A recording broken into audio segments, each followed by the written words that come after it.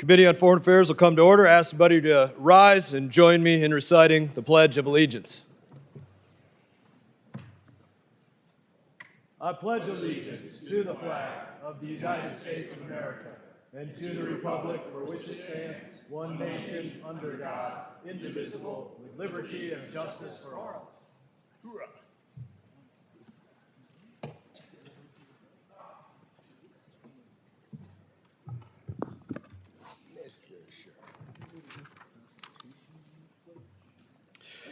As we open this hearing to outline maximum pressure on Iran, I'm going to deliver just a short message before I pass this gavel off to Mr. Lawler, who will actually be chairing this hearing, as he has a keen interest in the issues, as all of us do, and a firm knowledge in everything that we are about to discuss. And because I stole this hearing from him, he was going to do it at the subcommittee level.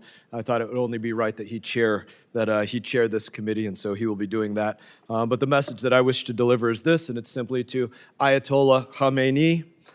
And I would deliver this to you. President Trump will work with you to peacefully end your nuclear weapons and ballistic missile program, or President Trump will destroy your nuclear weapons and ballistic missile program. You get to choose the remedy, Ayatollah. I now pass the gavel to Mr. Lawler.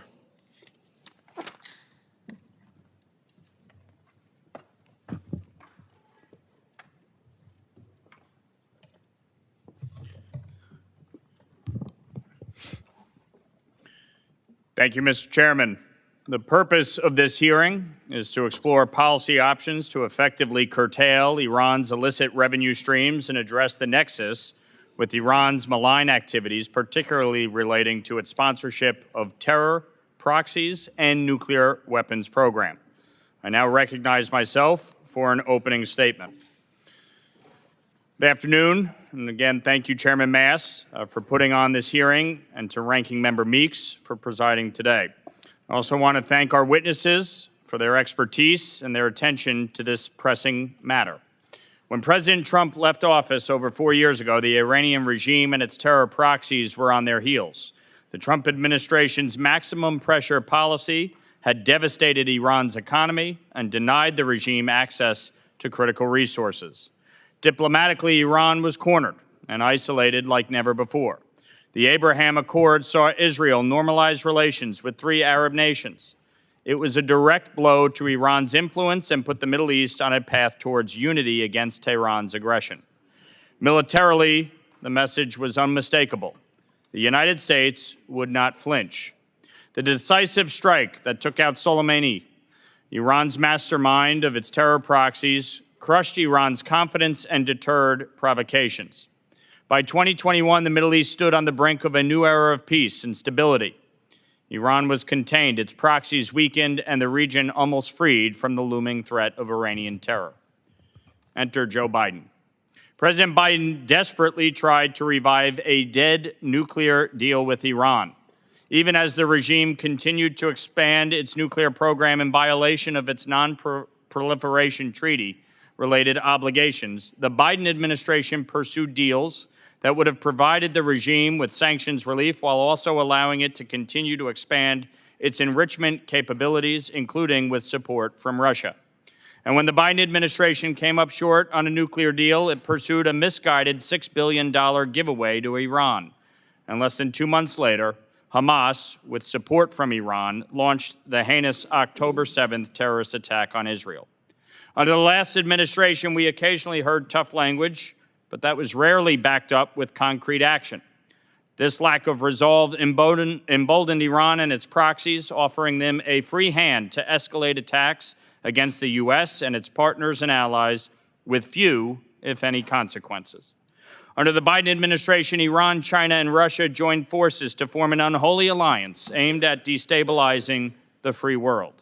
Yet even as Iranian missiles and drones were targeting Israel, fueling Putin's illegal war of aggression against Ukraine and being used to threaten U.S. service members, the Biden administration did little to prevent the lapse of the UN's missile embargo on Iran in October 23. As a result, Iran now has a free hand to proliferate its missiles and long-range drones unchecked.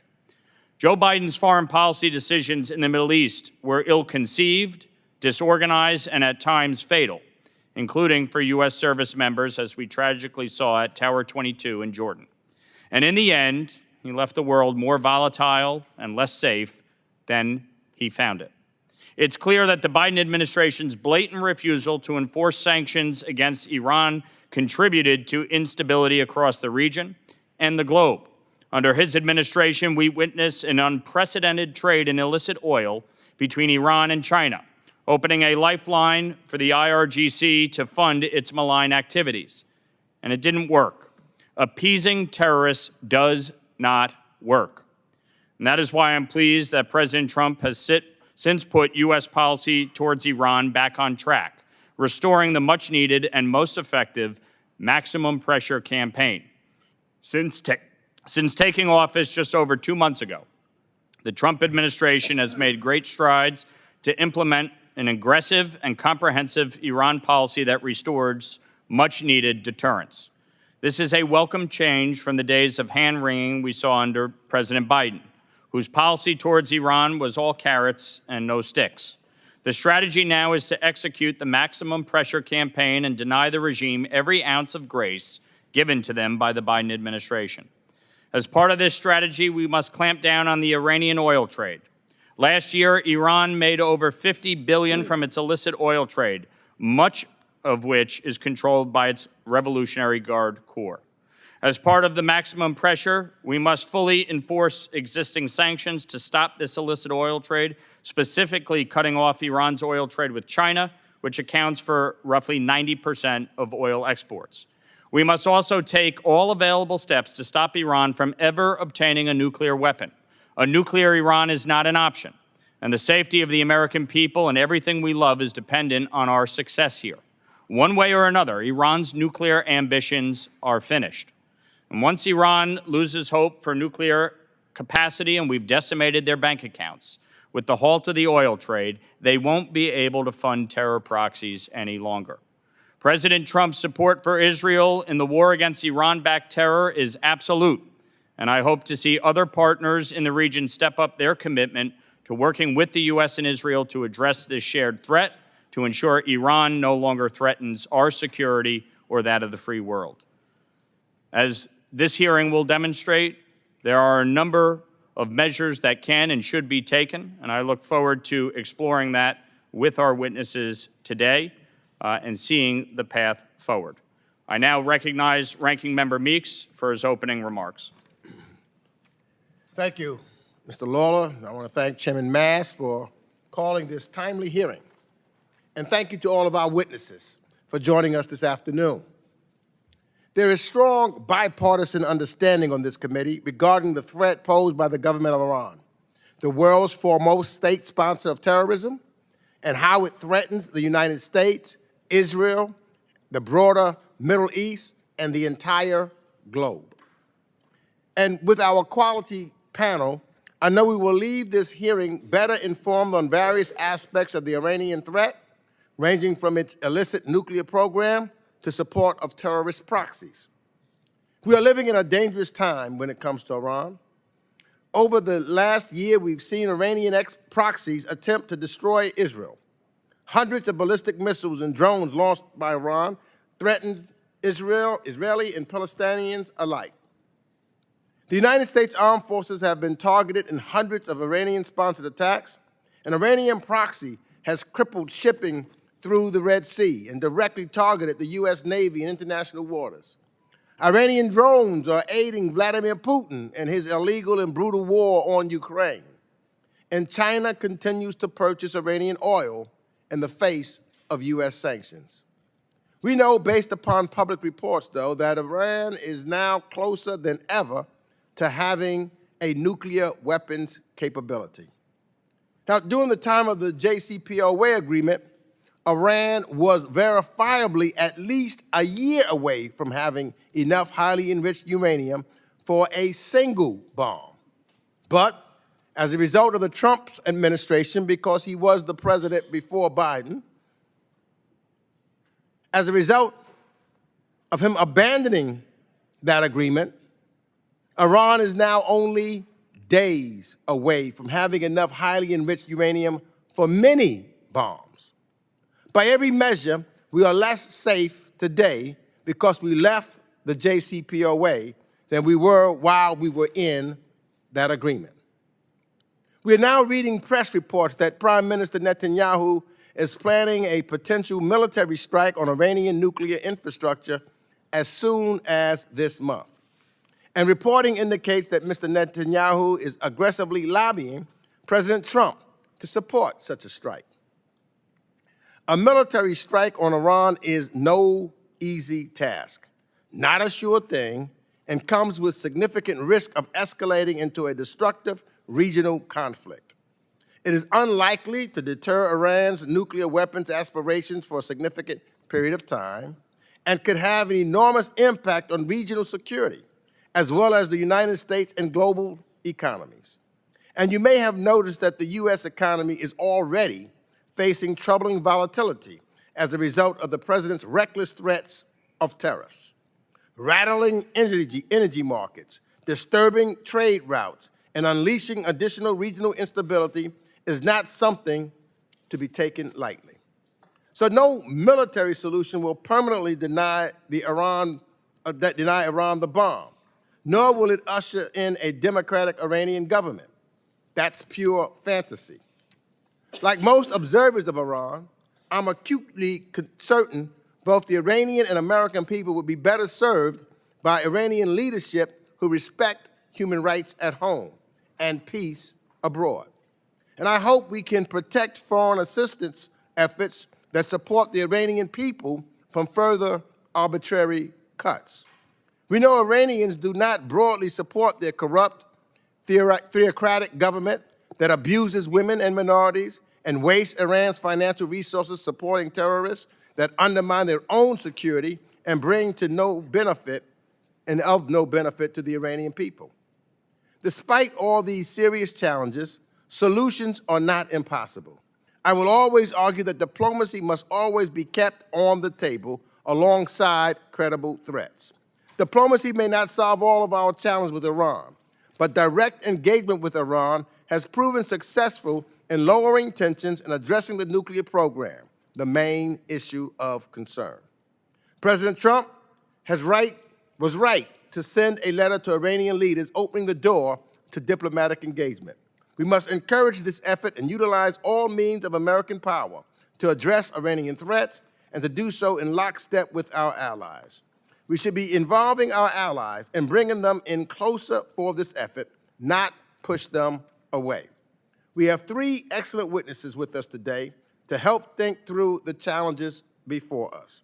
This is an excellent panel to assess the threats posed by Iran and help us formulate appropriate responses to keep the United States and our friends and allies safe. So I thank you, Mr. Chairman, and I yield back. Thank you, Ranking Member Meeks. Other members of the committee are reminded that opening statements may be submitted for the record. We are pleased to have a distinguished panel of witnesses before us today on this important topic. Mr. Norman T. Roule, non-resident senior advisor, Warfare, Irregular Threats, and Terrorism Program, the Center for Strategic and International Studies.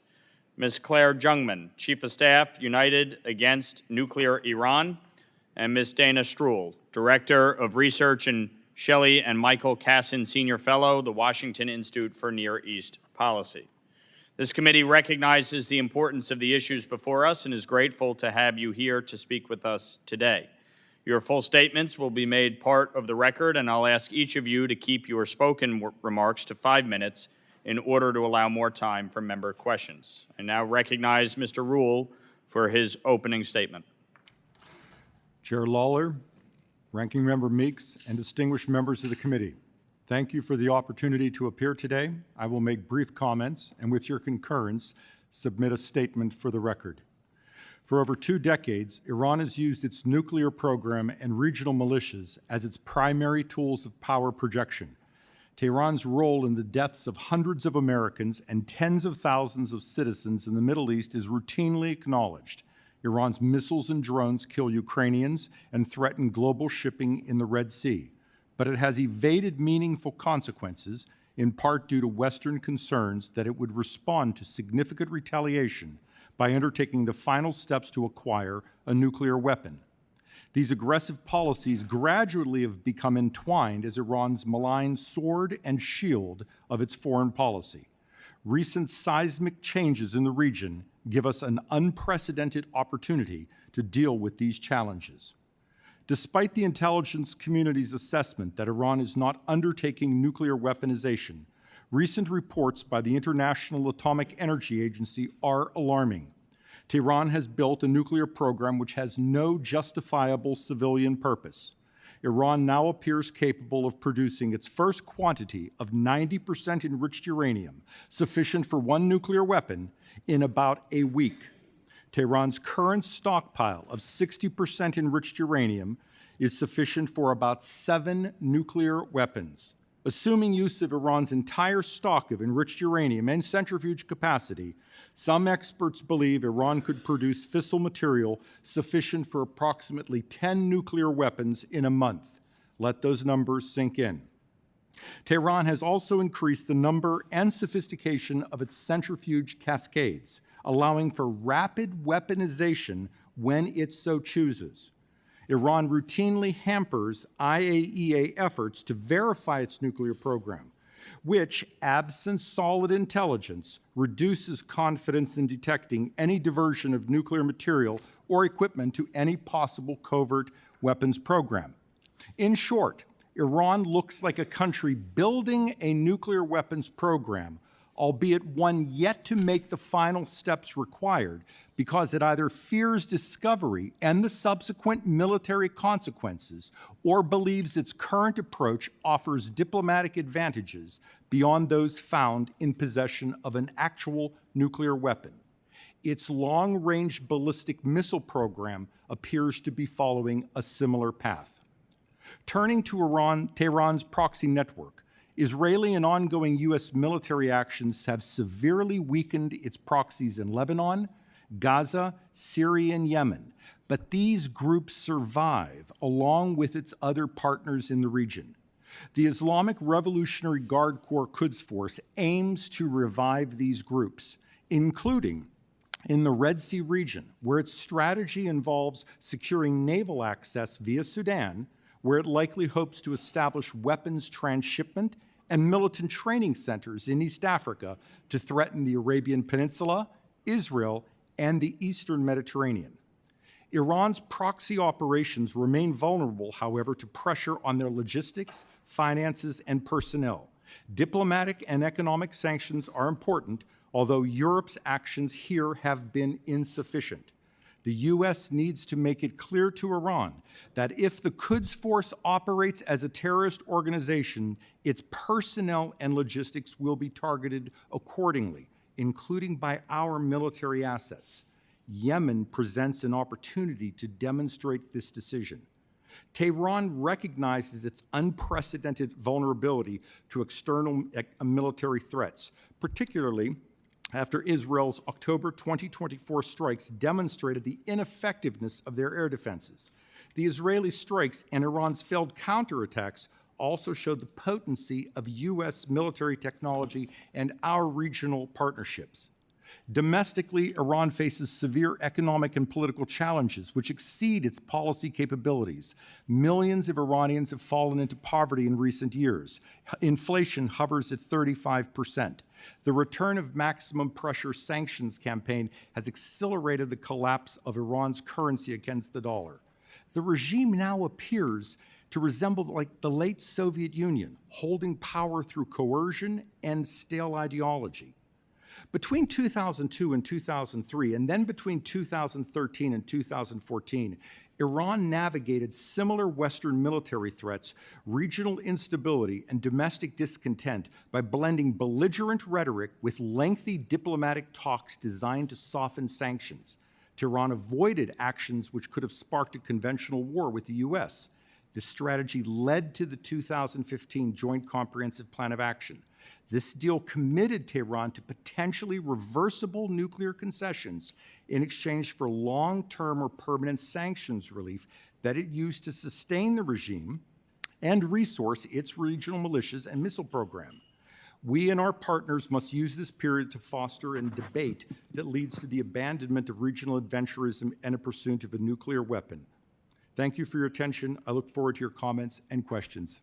Thank you, Mr. Roule. I now recognize Ms. Jungman for her opening statement. Chairman Lawler, Ranking Member Meeks, and members of the committee, thank you for the opportunity to testify today. The topic of this hearing and disrupting Iran's malign behavior is a matter of urgent national security. At the heart of Iran's malign behavior is its oil sector. Despite U.S. sanctions, Iran continues to export over 1.5 million barrels of oil per day, earning tens of billions of dollars annually. These revenues are not just supporting Iran's economy, they are directly funding terrorism, nuclear escalation, and regional destabilization. That's because up to half of Iran's oil exports are now controlled by the Islamic Revolutionary Guard Corps, or IRGC. This means that every barrel of Iranian oil sold on the black market strengthens the IRGC's hand, bankrolling groups like Hamas, Hezbollah, and the Houthis, underwriting weapons development, and fueling nuclear expansion. We've seen the consequences.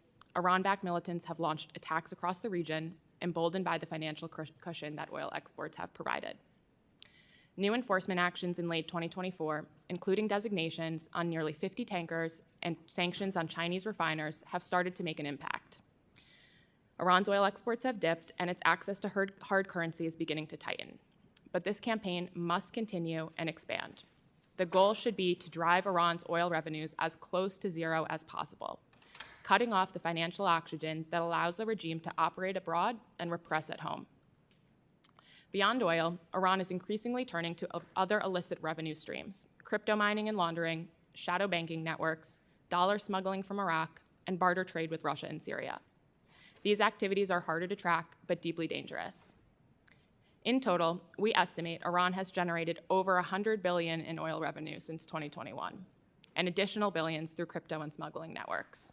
These funds have empowered its proxies and enabled nuclear brinksmanship, but sanctions can still work.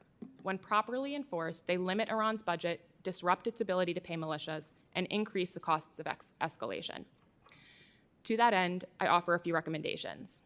First, continue aggressive enforcement against Iran's ghost fleet and shipping facilitators. Sanction every vessel, registry, insurer, captain, and port that helps move Iranian oil.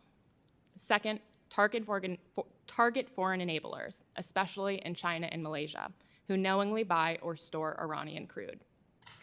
Third, expand maritime interdictions and use AI tools to identify suspicious tanker behavior in real time. Each vessel seized directly cuts into Iran's revenue and deters further evasion. Fourth, establish a multilateral task force modeled on the Russian sanctions coordination effort to enable real-time intelligence sharing on Iranian oil smuggling, front companies, and crypto laundering.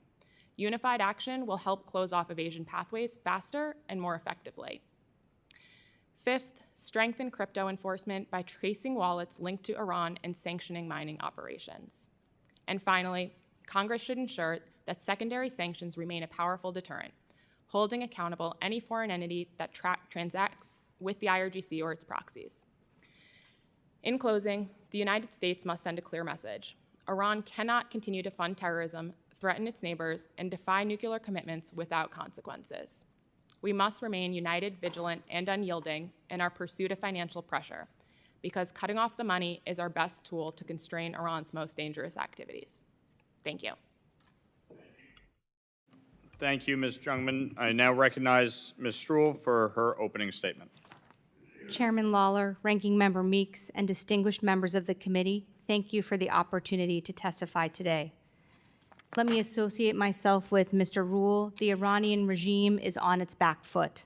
The pillars of its security strategy, the nuclear weapons program, the network of terrorists and proxies, and the conventional missile and drone arsenal are more vulnerable today than at any time in the history of the regime, making 2025 a decisive year. In the aftermath of Hamas's attack, Israel, with U.S. support, dismantled Iran's proxy network in Gaza, Lebanon, and elsewhere, disrupting the regime's ability to project power through asymmetric capabilities. In Syria, Tehran lost its regional strategic partner with the ouster of Bashar al-Assad, who permitted the use of Syrian territory for Iranian terror. from the validation of a U.S.-led regional air defense coalition in April of last year to Israel's defeat of a large-scale ballistic missile attack last October, we now know that Iran's complex conventional attacks and missile threats can be defeated. Israel's strikes inside Iran targeted key missile production facilities and degraded its strategic air defense systems. In addition, the regime is under economic and social pressure. The sanctions architecture from the 2019 maximum pressure campaign remains in place and has been strengthened. The window is open for the U.S. to work with its partners and advance opportunities in a region no longer held back by Iran's nefarious influence. To emphasize, this is a window of opportunity. How the U.S. proceeds in the coming months will determine whether a more stable and secure region emerges from the post-October 7th environment. In the coming months, the administration should test Tehran's willingness to reach a diplomatic agreement while also preparing to set the nuclear weapons program back through military means. A good deal, as National Security Advisor Waltz emphasized, would be one that permanently blocks Iran from obtaining a nuclear weapon rather than just delaying its capability. Yet the time window to test Iran's openness to negotiate is short, partly due to the looming October expiration of remaining UN Security Council restrictions, and also because of Iran's current exposure to military strikes. Policymakers should assume that Russia and China will help Iran rebuild its military capacity and air defenses. Moscow and Beijing are already supporting Tehran diplomatically, so Washington will need to prepare for a complex negotiation in which these powers do not contribute to a diplomatic process like they did as part of the P5+1. The following steps will strengthen the U.S. hand as it pursues a negotiated settlement. The administration can incentivize Iran to negotiate by articulating how sanctions relief would be structured if Iran dismantles its nuclear weapons program. The administration must keep its military options open by maintaining a robust U.S. military posture in the region, strengthening regional air and missile defense capabilities, and reinforcing America's commitment to deterring Iranian aggression against Israel and Arab allies. Congress can begin the process to conditionally authorize the use of military force against Iran's nuclear program if the regime proves unwilling to quickly take sufficient steps. Consultations with allies and partners, particularly in the Middle East and Europe, will ensure a unified approach to countering Iran, reinforce the legitimacy of any negotiated settlement, and maintain pressure on Tehran. This will be crucial to blunting spoiler policies from Russia and China. Engaging regional leaders is also essential for preventing Iran from reconstituting its threat network. Providing military assistance and intelligence sharing to partners will enhance their ability to counter Iran. Restoring assistance to emerging leaders while pressing for reforms, particularly in Lebanon and Syria, can further incentivize cooperation, ensuring they remain resilient against a malign Iranian influence. In Yemen, the administration should ensure that its current air campaign exclusively targets military assets of the Houthis and mitigates civilian harm, while seeking ways to support the Yemeni people. Increasing maritime and overland interdiction efforts will prevent Iran from resupplying the Houthis. Additionally, working closely with the Saudis and Emiratis on a political process aimed at ending Yemen's civil war will create a pathway for peace and stability. In conclusion, real opportunities exist to block Iran from pursuing a nuclear weapons capability and consolidate military gains against its destabilizing activities. To press the advantage, the U.S. must be prepared to bring more to the table.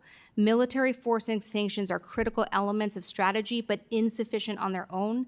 The United States must lean into diplomacy as well, testing the possibility of a negotiated settlement while supporting new leaders across the region that oppose Tehran's interest in rebuilding its axis of resistance. Thank you. Thank you, Ms. Stroul. I now recognize myself for 5 minutes of questioning. Last year, 2 of my bills that became law targeted Iran's oil trade. The SHIP Act gave the president the authority to sanction foreign ports and refineries that process illicit Iranian oil, and the Iran-China Energy Sanctions Act allowed for sanctions against Chinese financial institutions that process transactions involving Iranian oil. and I'm currently working on legislation that further expands sanctions authority, the Iran Enhanced Sanctions Act. Anyone or any entity that knowingly facilitates the Iranian oil trade will be found and cut off until they are no longer doing so. Ms. Jungman, just over a week ago, the President sanctioned the Luqing refinery in China under the SHIP Act authorities. Have we seen any impact since this recent designation? And do you believe this designation and the Trump administration's clear intent to enforce more of these types of sanctions may deter other refineries from continuing to accept Iranian oil? Chairman Lawler, thank you for your question, and thank you for your work on the SHIP Act and associated acts. I do think that the first designations here on this refinery, it's still a little bit too soon to see an impact, given that it was only a week or so ago. But we need more of these. One refinery designated doesn't have a big impact. Iran's going to move its oil to be offloaded at another refinery. We need to continue the pressure. We need to continue the designations on the refineries, and it shouldn't be piecemeal. It needs to all happen at once in order to really cut the lifeline. Last week, reporting indicated that U.S. naval forces stopped a group of oil tankers in the Gulf. While originally thought to be of Iraqi origin, they were found to be using forged Iraqi documents, and the tankers were Iranian. This instance really raises the larger issue of this being a consistent problem in the Gulf. So what do you believe we are doing now to stop vessels from obscuring their origin? And how are our allies and strategic partner countries like Iraq helping us, and what more can be done? Unfortunately, I don't think our strategic partners are doing enough here. I think we need to have more diplomatic engagement with them and encourage them to try to stop these associated activities. We see Malaysia, Singapore, Iraq, Oman. These are all serving as hubs for Iran to blend its oil, rebrand its oil, and again, continue the lifeline of the oil to be exported. So we need to continue pressure on them and encourage more diplomatic efforts from them. Mr. Roule, you mentioned in your opening statement that it's important to demonstrate the credibility of a U.S. military offensive should Iran undertake nuclear weaponization in the future. What alternatives to diplomacy would you recommend in attempting to constrain Iran's nuclear program, and what other factors need to be considered before any decision is made to pursue one of these? Diplomacy, of course, should remain our primary route, and the President has appropriately made this the forefront of his approach to the Iranians and engagement with our partners. The Iranians must understand if they complete the final steps that we will take that military final approach as well. There needs to be more action done to prevent Iran from acquiring the materiel they need to complete those last steps.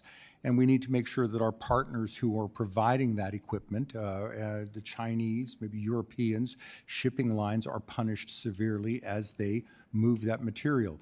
But in the end of the day, Iran has pretty much everything it needs to complete those last steps for its nuclear program.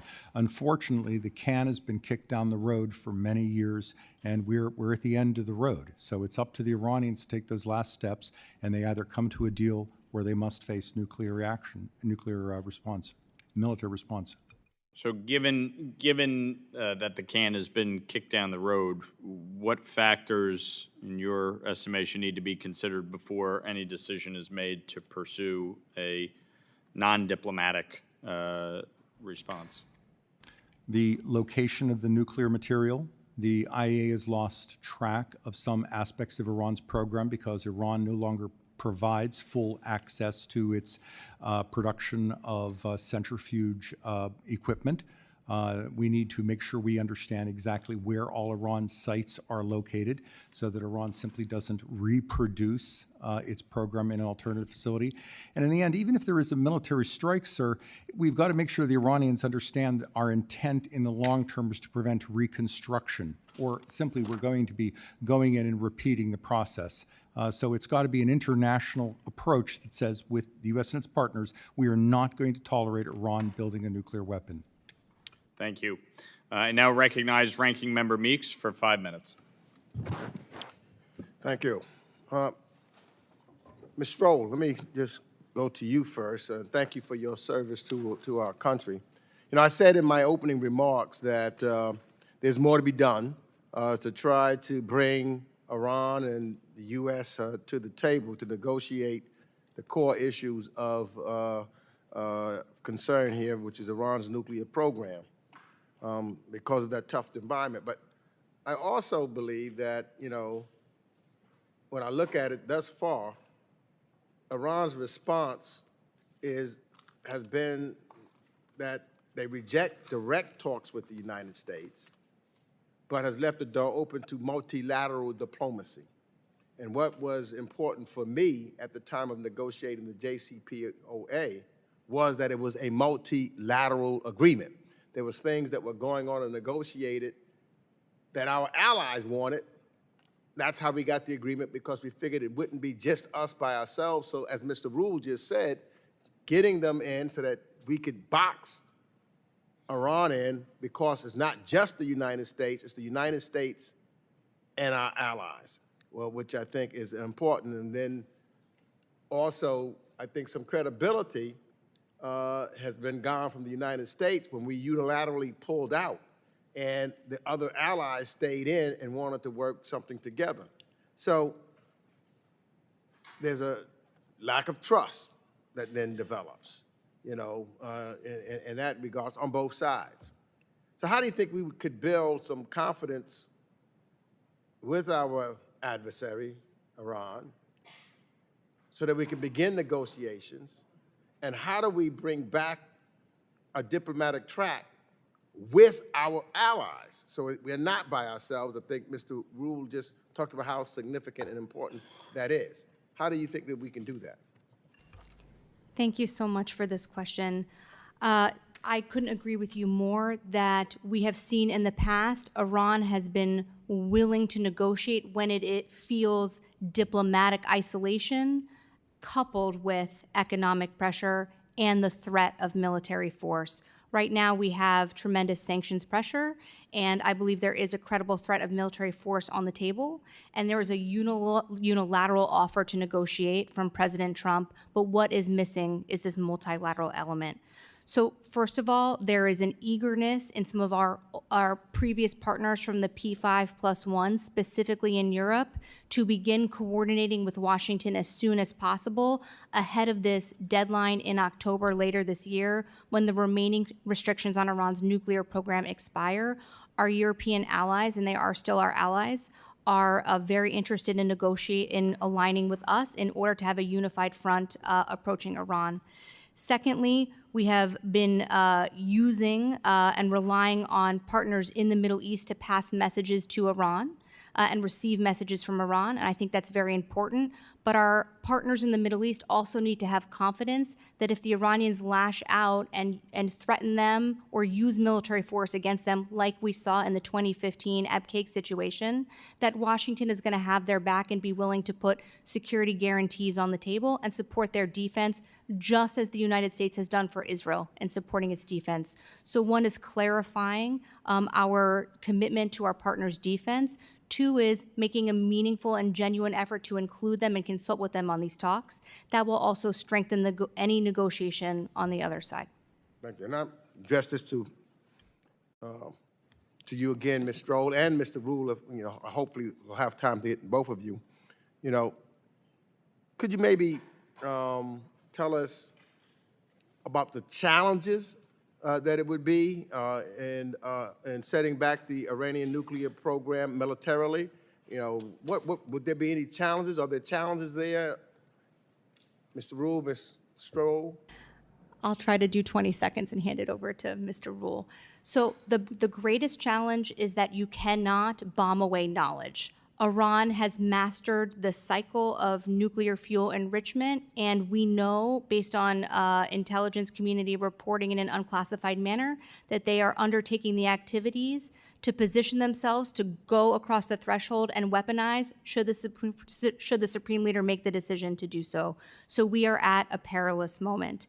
Their nuclear program is geographically diverse. Some of it is above ground, some of it is buried deeply underground. This means it's not a one-night military campaign. We are talking about a serious campaign to set back a program in order to then buy time to negotiate or figure out what steps would happen on the other side of military action. It's a serious piece of business. I think my time has expired. Thank you to the ranking member. I now recognize for 5 minutes the gentleman from South Carolina, Mr. Wilson. Thank you, Mr. Chairman, and thank you for being here today. What an important topic as we face the threat from Iran. And to me, the regime in Tehran is very clear. They believe death to Israel, death to America.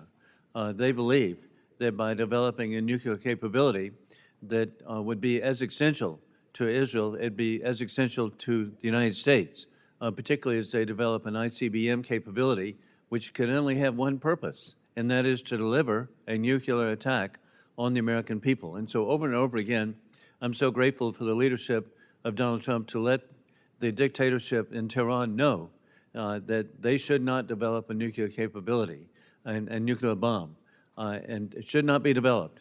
And then we need to get to, if it's ever determined they're not, there must be actual verification, not some charade of determining whether it's been stopped or not. And so I have absolute faith, and I'm really grateful for Chairman Mast to bring up, indeed, that we need to do all we can to stop the financing of the dictatorship, with it being revealed that 90% of the oil and gas being sold goes to the Chinese Communist Party. Let's connect the dots. And then we connect another dot, and I was very grateful for President Donald Trump over the weekend to identify the dots that are connected between war criminal Putin and the sale of oil to maintain his dictatorship and the call for secondary sanctions.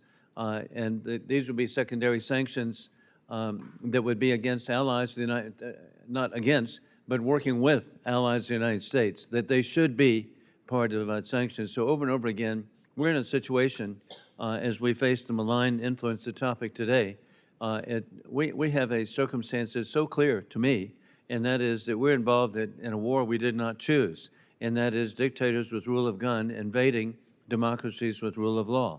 It began February 24, 2022. With the invasion of Ukraine. Then October 7, 2023, the puppets of Iran, Hamas, invading Israel. And then over and over again, we just need to be working together. And with that in mind, I would like each of you, but in particular, Mr.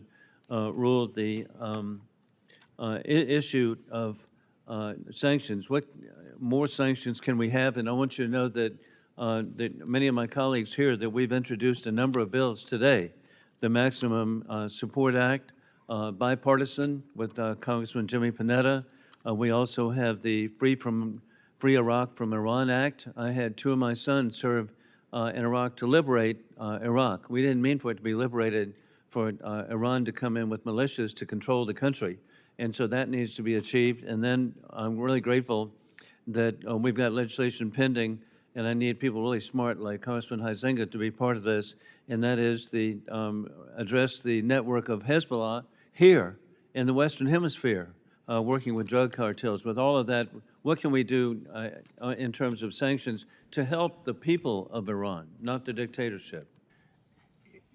Superb question, sir. Very quickly, any legislation should ensure that we as loudly and as clearly say that the Iranian people can obtain food and medicine from the United States and elsewhere, because their own government's corruption and inefficiency prevents them from doing so. To include during COVID, where over $1 billion of corruption cost them medicine that they so desperately needed. I would say that when anything that could be done to deny the Quds Force resources, because that goes directly to terrorism in the homeland, and supporting proxies overseas who are attempting to kill Americans and individuals in the region is important. Thank you. And Ms. Jungman, indeed, the tanker tracking is so important. And we're talking about ghost ships of war criminal Putin. We're talking about refineries of the Chinese Communist Party over and over again. So how is this being processed? And again, President Trump's made every effort and has made clear he's going to act.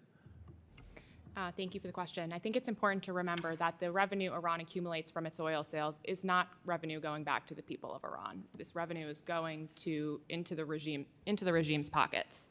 And I think it's also important to remember that the maritime industry is a large industry. There's a number of Western touch points that these vessels have that can be sanctioned or you can threaten sanctions on. For example, the classification societies. Essentially, every vessel needs to have a safety certificate, which is given from a classification society, to ensure that it's safe to sail the seas. Without that classification certificate, a vessel cannot sail into a port.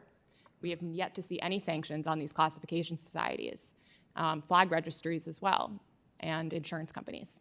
And my time is up. I yield back with, hey, thank you for your insight. Thank you, Mr. Chairman. Thank you, Mr. Wilson. I now recognize for 5 minutes the gentleman from California, Mr. Sherman. What we learned early this century is that just an American leader pounding the table, as several did, and say this country will not be allowed to have nuclear weapons is not exactly effective. That's why I was here saw several presidents make that declaration with regard to North Korea, and now North Korea has scores of nuclear weapons. I'm going to ask our witnesses to give us an answer in writing about North Korea, because 20 years ago, North Korea provided not nuclear weapons to Syria, but the technology to build them.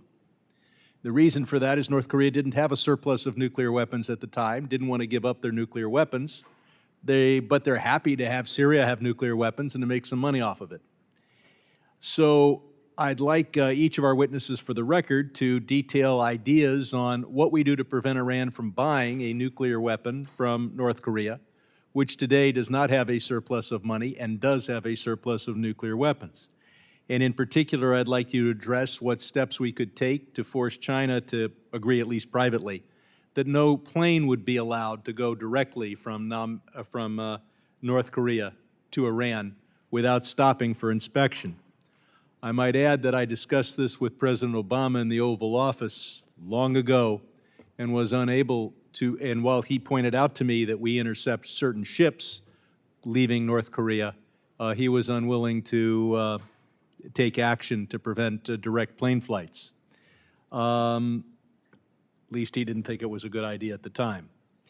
The Masa Act, named after Masa Amini, who was brutally murdered by the Iranian regime, directed the administration to make targeted sanctions determinations on senior officials in the Iranian regime.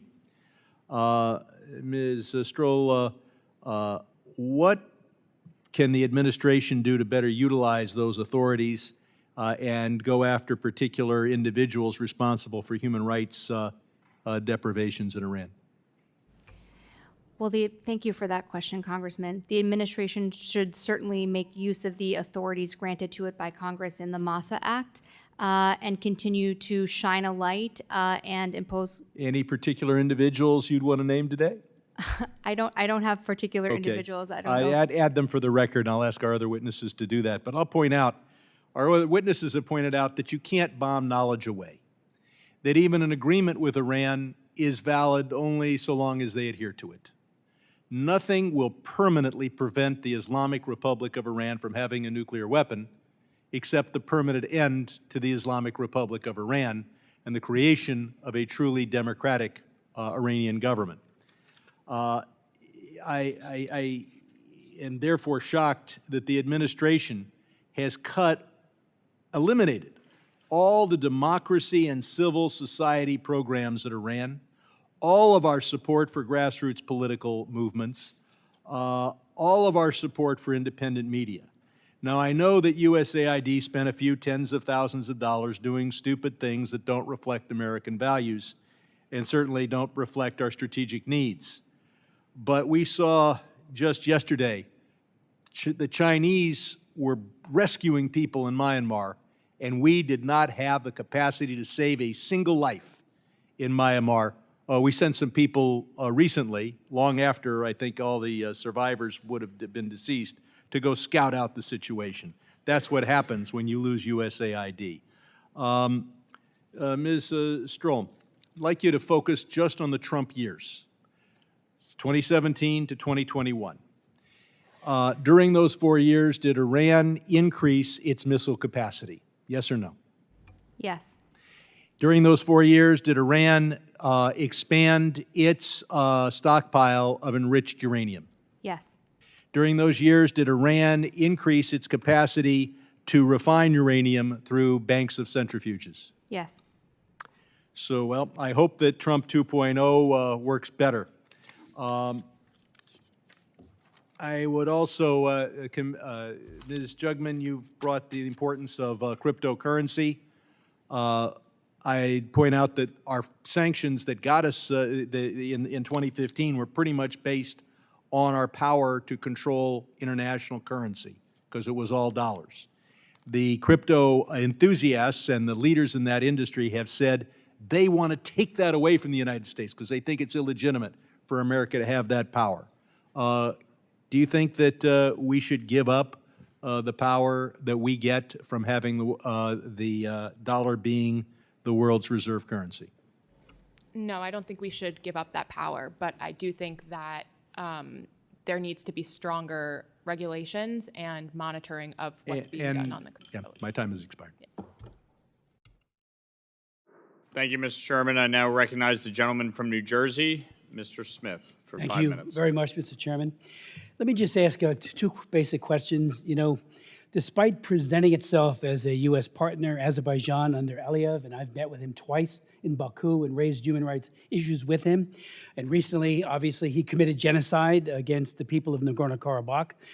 He signed a cooperation agreement with both Iran and Russia, including a significant gas swap deal with Tehran. These actions, in my opinion, directly benefit the two regimes and the U.S. is actively working to counter. And I'm wondering what your thoughts might be on that. Secondly, if I could, Rob Malley, you know, we know that the Office of Inspector General, and I read the report, it was a good report about the fact that the State Department did not follow its own clearance guidelines. But the bigger issue is having someone who was seemingly very much in favor of Tehran's policies in such a strategic position as special envoy does raise the question what damage might have been done, has been done, and might even carry forward right into today, especially as to Tehran's perceptions of what we're all about. And do you think the FBI will ever get to the bottom of it? And if you could speak to that as well. But those two questions, if you could. Norman? In order to restrict Iran's access to funds and to apply the appropriate diplomatic and economic pressures, it is critical that Iran not have the capacity to undertake economic deals such as it conducted with Azerbaijan, with anyone. As Ms. Stroul correctly stated, Iran is under the greatest pressure when it faces multilateral economic and diplomatic isolation, and that must be absolute. Whenever there are exceptions to that, Iran benefits, and that weakens the pressure on Iran itself. Regarding Mr. Malley, it's out of my level of competence, and I would defer to the Federal Bureau of Investigation or others. Thank you. Would any of you want to comment on either of those two issues? I would simply note that in the Biden administration, and again in this administration, there is an aligned objective of pursuing negotiations first for a verifiable deal that blocks all Iran's pathways towards a nuclear weapon. And I think it underscores the importance of an independent and strong Inspector General in the State Department, as well as an FBI who is allowed to conduct credible and important investigations. Claire? Do any of you have any sense as to when the FBI may reveal where it is in terms of this investigation? It seems like Malley just fell off the face of the earth. And to have someone of his special envoy in such a strategic position seems to me it would undermine what this country was all about in our dealings with Iran. Would you agree with that at least? Nobody? Okay. I do hope that we will follow up on the Azerbaijan connection. Again, I've met with a number of people who have political prisoners sitting in his horrible jails. He is so brazen that in the past, he put a stringer who was an Azerbaijani woman into jail, gave her an over 7-year prison sentence, and she worked for Radio Free Europe. So I actually convened a hearing and had the head of Radio Free Europe come and testify about how horrible it was. And what was her crime? She pointed out how corrupt Aliyev is. And now we have a situation again where he's getting into deals with a country that needs hard currency extremely hard. We know that Xi Jinping and the Communist Party, they enable dictatorship and bad actors everywhere. But this man who gets a free pass in this town, and that is Aliyev, needs to be called out. I thank you. Yield back. Thank you, Mr. Smith. I now recognize the gentleman from Massachusetts, Mr. Keating, for 5 minutes. Thank you, Mr. Chairman. Ms. Stroul mentioned how important our allies are to us in this regard, even though we did move away from them and left many of them hanging, pulling out of the JCPOA. But I want to just comment on that. First, last year, our allies did participate with a Iran proxy, the Houthis, in an attack with fighter jets, with ship-based cruise missiles, with targets like, Houthi missile launchers, air defense systems, radar, weapon systems. We worked together. The UK participated in this.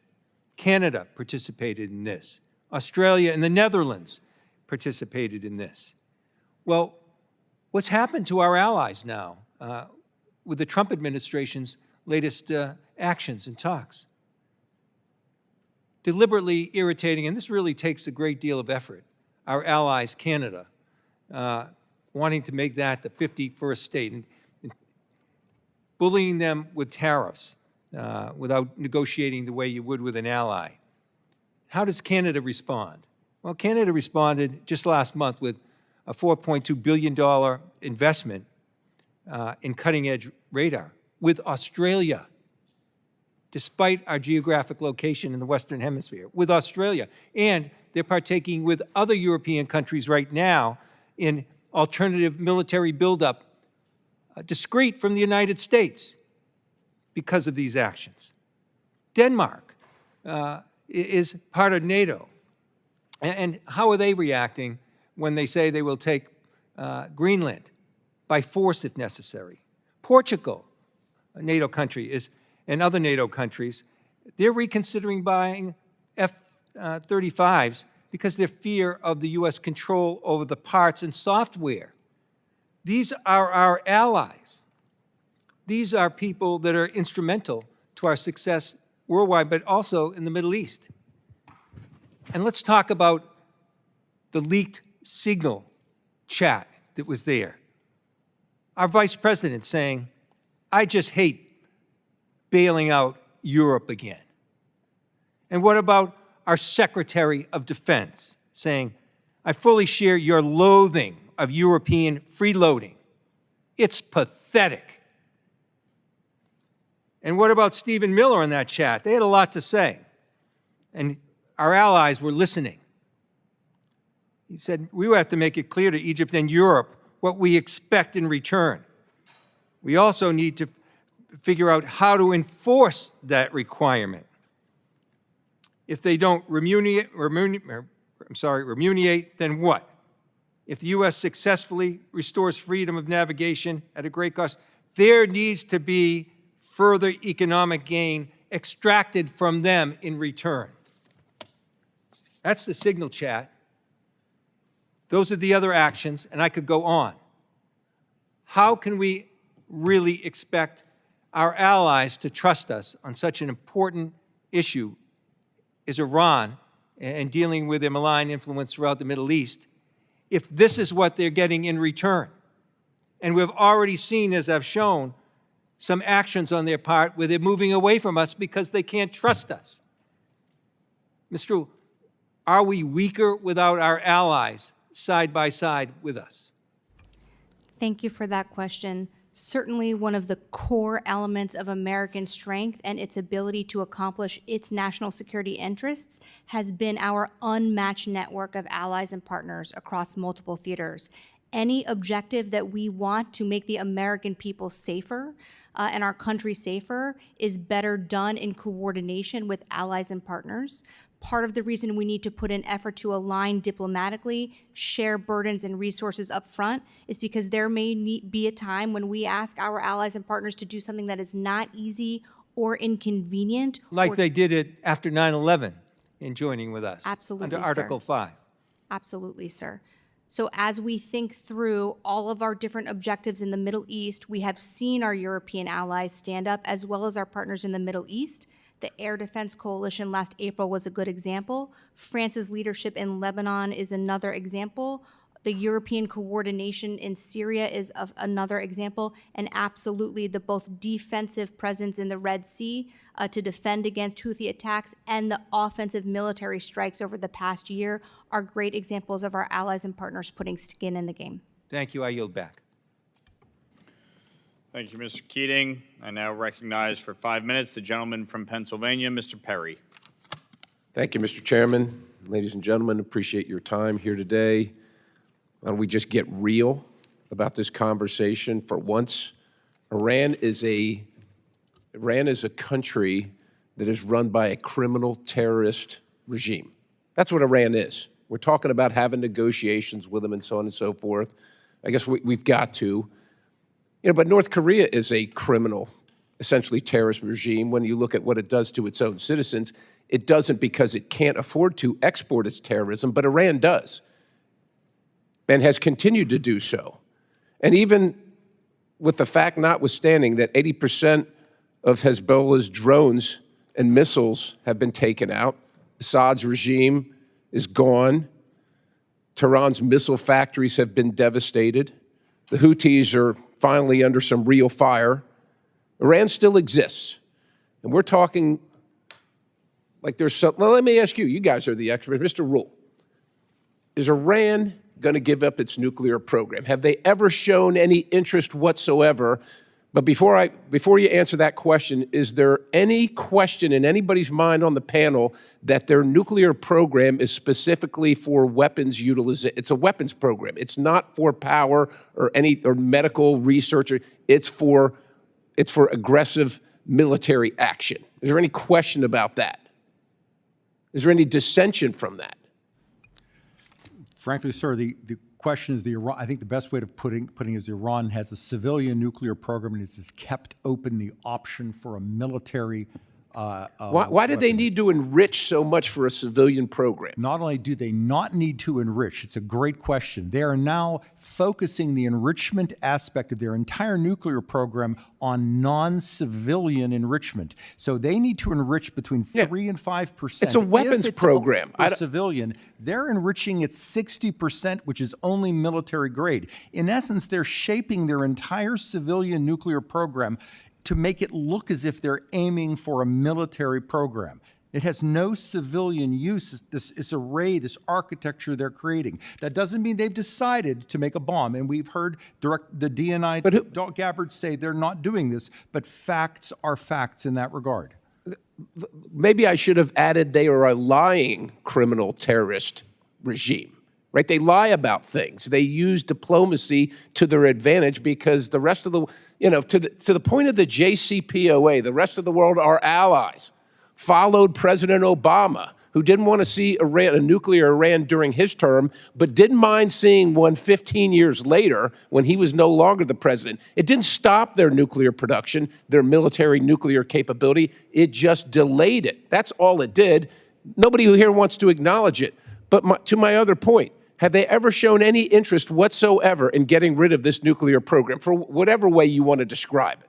No, and in fact, it is extremely, their red lines have been not giving up industrial enrichment, not closing any facilities, and not giving up on R&D, and it's very unlikely they will give up on any of those red lines without significant pressure and the threat of military action, unfortunately. Ms. Jungman, you disagree with that? I do not disagree. Ms. Completely Stroul. agree. I do not disagree. Okay, so what are we talking about here? We're talking about like we can have some conversation that's going to get them to give it up, even while we all know in the room they ain't giving it up, right? Ms. Jungman, they got, what, 300 ghost ships running around selling their oil, which is sanctioned, but they sell it to the Chinese and whoever they want. And where does that money go to the people of Iran? Look, there are probably wonderful, I'm sure there are wonderful people in Iran that don't want to live under this yoke of terrorism. But the money's not going to them, is it? It's going to who? No, the money from Iran's oil goes right back to its terrorist proxies. Yeah, it's terrorist proxies, the Quds Force, probably to their nuclear weapons program. Ladies and gentlemen, all we're doing is delaying the inevitable, right? Iran, we're acting like we can talk our way out of having this cancer get worse by just having the cancer kind of settle down for a little bit. There's a cancer in the Middle East. There's a cancer on the globe. The name in this case is Iran and the leadership in Iran. That's the cancer. We better get real about what we're talking about because they're not going to give it up willingly no matter what the negotiation is. And I just wish that we'd quit fooling around and acting like the IAEA is going to tell us something. I mean, they wouldn't even allow an American inspector on the team. They wouldn't allow inspectors to visit military sites. Who are we kidding here?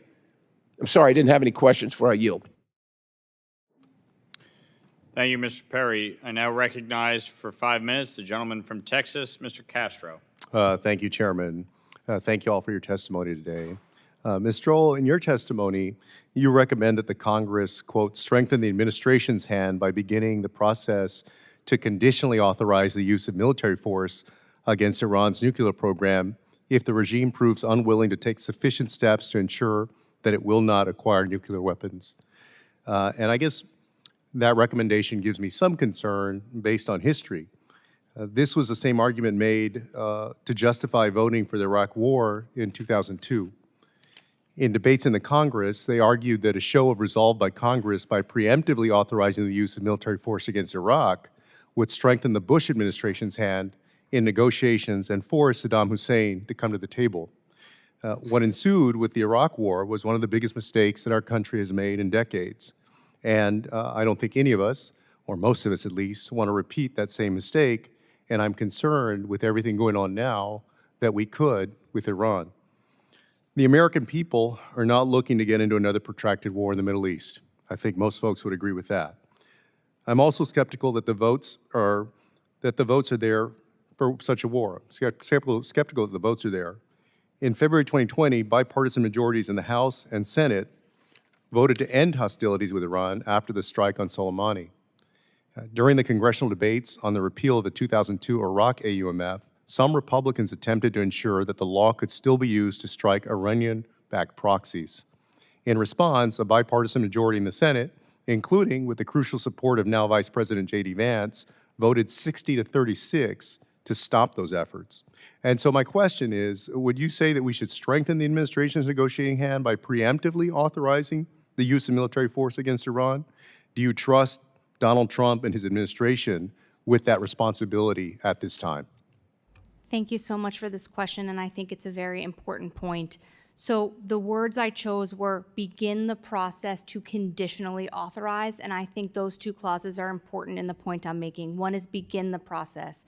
That is because I don't think that this decision should be left in the hands of any president without advice and consent and consultation with Congress.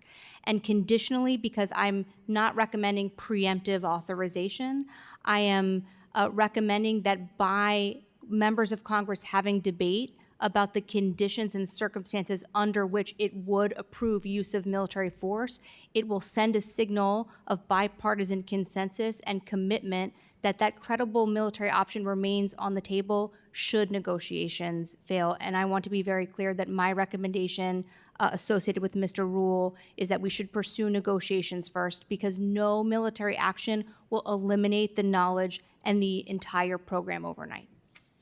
And so I guess what would per your recommendation, what would that trigger be? When do you start down that road? First, I think the intelligence community should be providing regular updates to members of Congress in a closed and classified atmosphere on exactly what the steps are that the intelligence community understands Iran to be taking. And secondly, I think there should be consultations about exactly what is being contemplated when we talk about military strikes on Iran. Would you require that we go through a JCPOA type negotiation before going down that road? I think that testing the diplomatic waters with the regime, either in a multilateral context, in the indirect negotiations that appear to be contemplated at this moment, either way, a negotiated settlement is by far easier to verify in implementation and blocking Iran's pathways to a nuclear weapon than military force, which on the other side, we don't know what regime decision-making would be, we don't know what Iranian decision-making would be, and we don't know what the war looks like on the other side of that. And this is why I think there's such serious issues that merit congressional input. Thank you. And also for the other witnesses, just for the record, as we're having this discussion, do you believe that we should do a preemptive AUMF? I associate myself with Ms. Stroul's comments. We should have a thoughtful process in which Congress plays its rightful role as an institution, but the Iranians must understand that endless negotiations aren't the only strategy of the United States. Sir, thank you. Let me check in with you. Yes, and I agree with Ms. Stroul and Mr. Roule. Thank you. I yield back. Thank you, Mr. Castro. I now recognize for 5 minutes the gentleman from Michigan, Mr. Huizenga. Thank you, Mr. Chairman. And during the last Congress, I actually led a letter with several of my colleagues on this committee underscoring the urgency of suspending the activity of the Iranian Ghost Armada. And Ms. Jungman, you were been a part of a couple of those conversations, I think.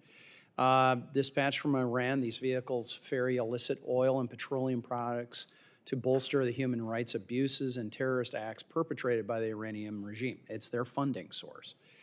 These foreign-owned and flagged ships operate undetected within the Ghost Armada and violate maritime law by obfuscating their positioning, thus circumventing U.S. and, frankly, world enforcement. At the time of my letter in 2023, the Armada was made up of 364 vessels, with 47% of them being flagged by the Panama Maritime Authority. It's 171 vessels approximately. As the vessel has now grown, I would argue thanks to a lack of action in the last administration about enforcement. Your sanctions are only as strong as the enforcement that you're willing to put behind it. And by the way, I serve on the Financial Services Committee. I'm the vice chair of that committee. I've been working on this. That is the origin of many of those sanctions, is that committee. The latest report indicates it's now grown to 521 vessels, with 17% of those flagged by Panama, which is about 88. So it's been cut in half on Panama. I'm kind of curious. I'm going to start with you, Ms. Jungman. You've worked on this issue by closely tracking these vessels and engaging in the transportation of illicit Iranian oil. How should the United States deal with countries that continue to flag vessels that are listed on the Department of Treasury's Specially Designated National and Blocked Persons, or SDN, list? And where have those other vessels been flagged? Thank you for your question, and thank you for your work on this topic. It's a matter of great importance, given that the revenue Iran accumulates from these oil sales is going back to its nuclear program and terrorist activities. If we looked a year ago, like you said, Panama was flagging a significant amount of the Ghost fleet, and that number has dropped drastically, which is showing that diplomatic efforts and negotiations with— I would argue exposure, sunlight, discussion like this. Essentially naming and shaming, calling them out for enabling this activity has an impact. And so I think Panama's taken a significant step, but we'd of course like to see that 17% down to 0%. Where are they getting flagged? So that's a new problem that's come up. Unfortunately, as a result of Panama deflagging these vessels, we're seeing Iran set up these false registries in Guyana, Comoros, Eswatini even. And Shall we say maybe less well-known maritime powers? sure, yes, but Because they don't have that kind of, typically that kind of flagging capability or that kind of fleet coming out. well, and I think it's important to note that they're not necessarily legitimate flag registries under these Yeah. countries. They are companies set up in most likely in Dubai or in India that are really run by Iran and providing these registrations to these vessels. We're going fast on time, but this is important stuff. I need to jump to Arsenio Dominguez from the Republic of Panama. He was elected as the 4-year term as Secretary General of the International Maritime Organization, IMO. They are the UN agency tasked with establishing, quote, the authority for the safety, security, environmental performance of international shipping. How can he possibly effectively lead the IMO while representing a nation that knowingly green lights this kind of transportation of Iranian oil against international sanctions? That's a great question, and I think the IMO has done little to nothing on this topic, and there should be and could be a lot more from them. Okay, I've got a lot that I'm gonna have to follow up with and some written questions as well, but let's touch on the teapot refineries and deterring those and their willingness to accept Iranian oil. Has there been an impact since President Trump designated one of those teapot refineries last week? Unfortunately, it's still too soon to see an impact from that, and designating one refinery has little to no impact, as Iran will just move its oil to other refineries. So there needs to be a more comprehensive approach on targeting and sanctioning them. And as I've said, look, sanctions are only as good as the weakest link in the sanctions chain, and that's been a huge problem. We need robust multinational buy-in from allies and partners, including Europe. I have recently had a conversation with the ambassador from the EU, who happens to be Lithuanian. She understands this ghost fleet also with Russia and what's been happening there. Do you sense that there's any appetite, any of you in Europe, to push back on Iran's illicit trade with China, whether it be illicit oil or not?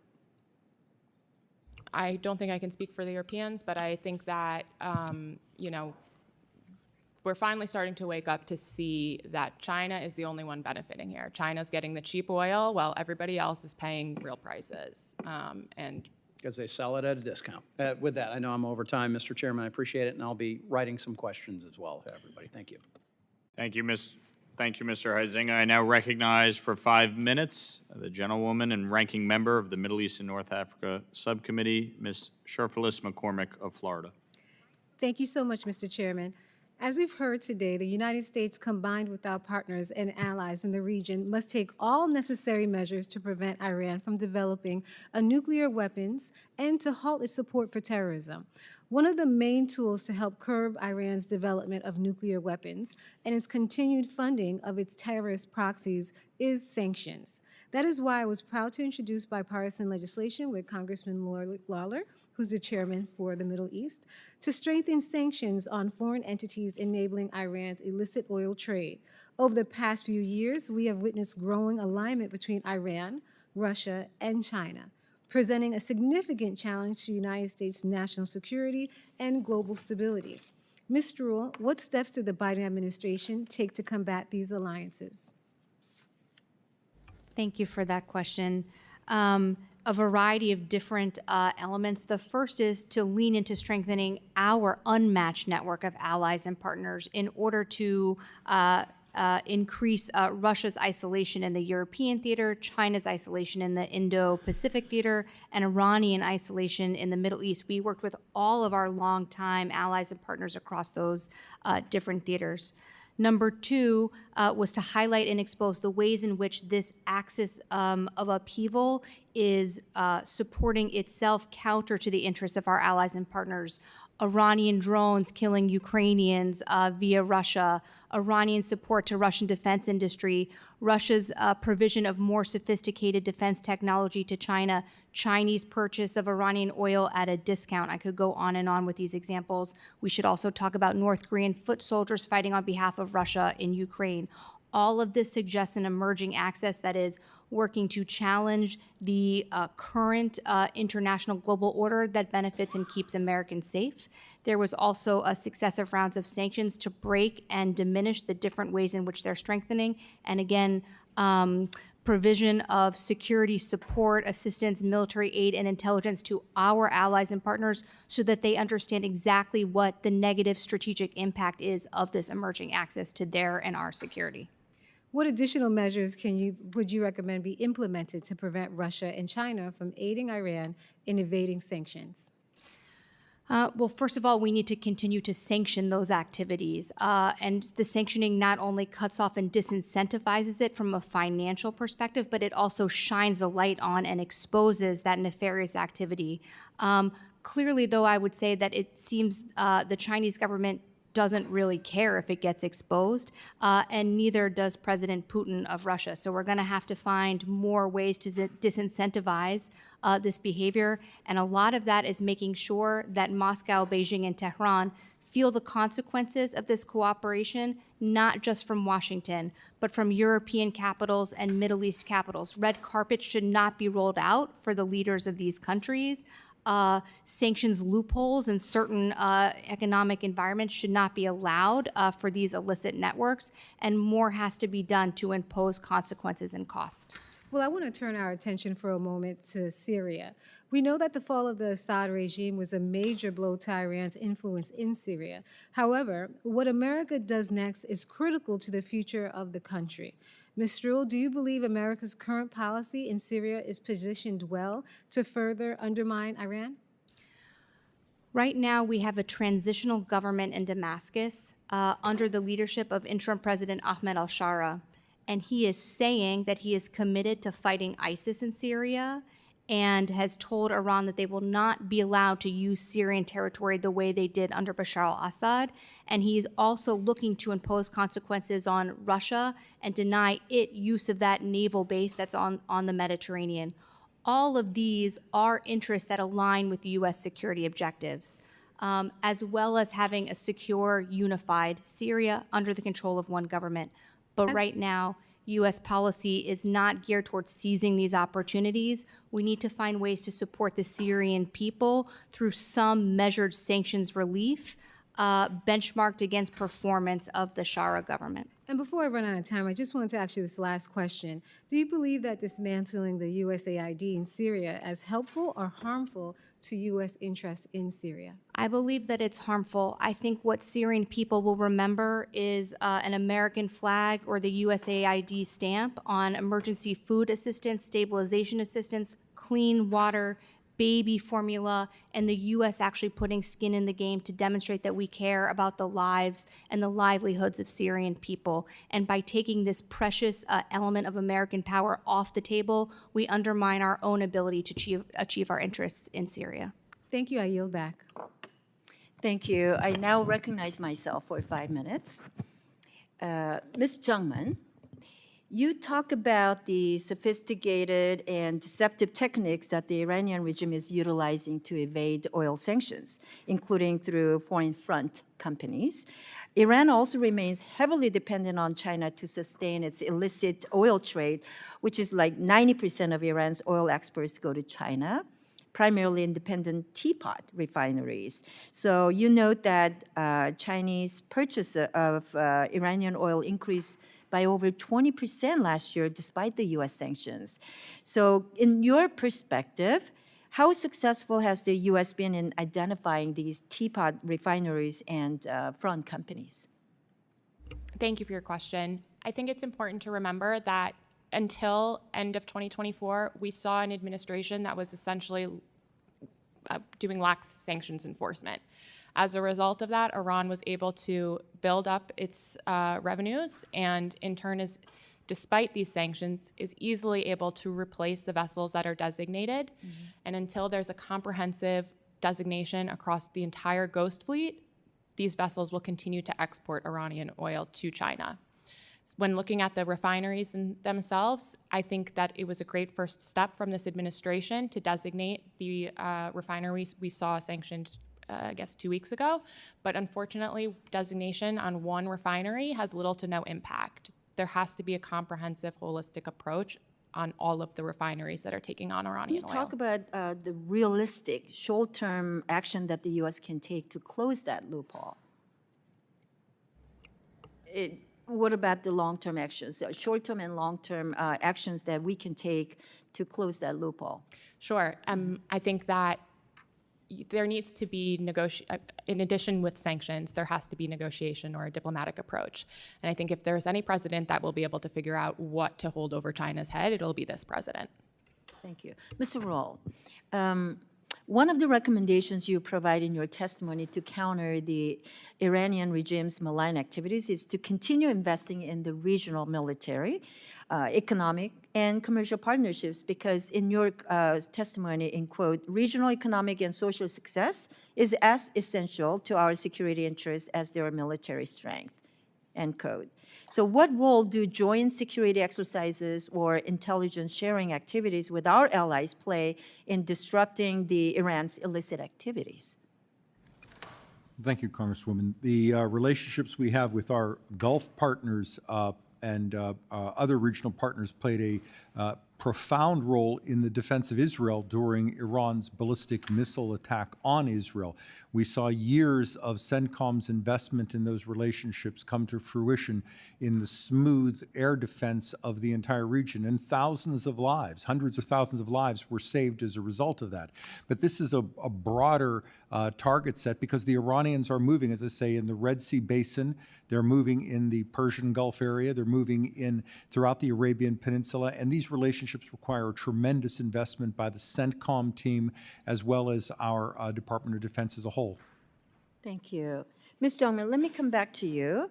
You talk about the IRGC's efforts to diversify its revenue streams, including through cryptocurrency, and how it offers Iran a way to bypass financial oversight and quietly move funds across the borders. So in your perspective, how extensively is the IRGC using cryptocurrency to evade sanctions?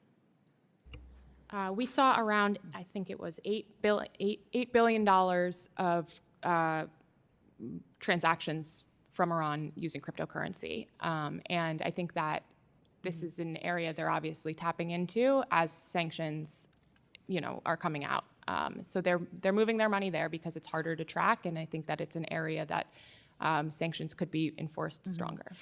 So could you talk about some of the policy changes that you think is necessary to improve that effectiveness of sanctions?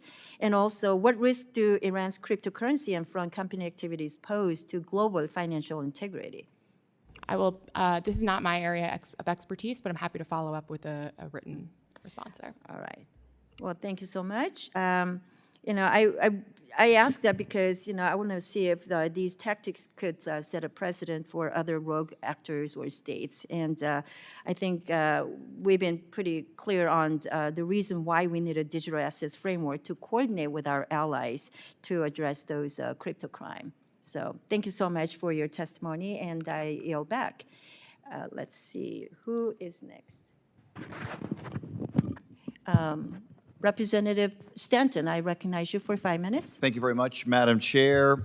Iran has built a network of proxies across the Middle East, sowing chaos and instability in the region for decades. It has funded, trained, and armed Hamas, Hezbollah, and the Houthis, and various militia groups to target Israel and other regional rivals, all while keeping Tehran out of the direct conflict. The human cost of Iran's offensive is undeniable. On October 7, 2023, 1,300 Israelis were murdered by Hamas terrorists, and attacks by these proxy militia have injured or killed American troops.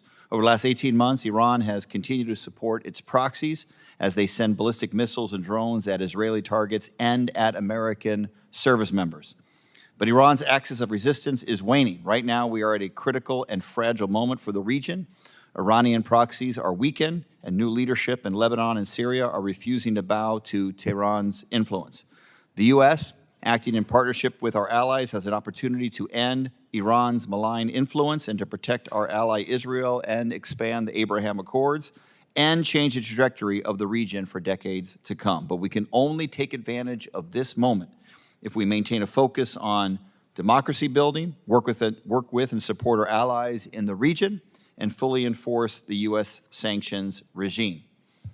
In a completely self-defeating move, the Trump administration has eliminated impactful programs that support the rule of law, protect human rights, and counter misinformation. Limiting U.S. foreign aid and programs is a gift to our adversaries, Iran, but also to China and Russia. International investments are an essential instrument of U.S. foreign policy and U.S. national security policy, and has been for decades under Republican and Democratic administrations. Now, there are still some active aid programs in the region, and we need to make sure those resources get delivered efficiently to the people that need it. Mr. Roule, what can the U.S. do to support foreign aid delivery while also preventing Iranian malign activity? The best expertise on foreign aid delivery in the region are regional partners themselves.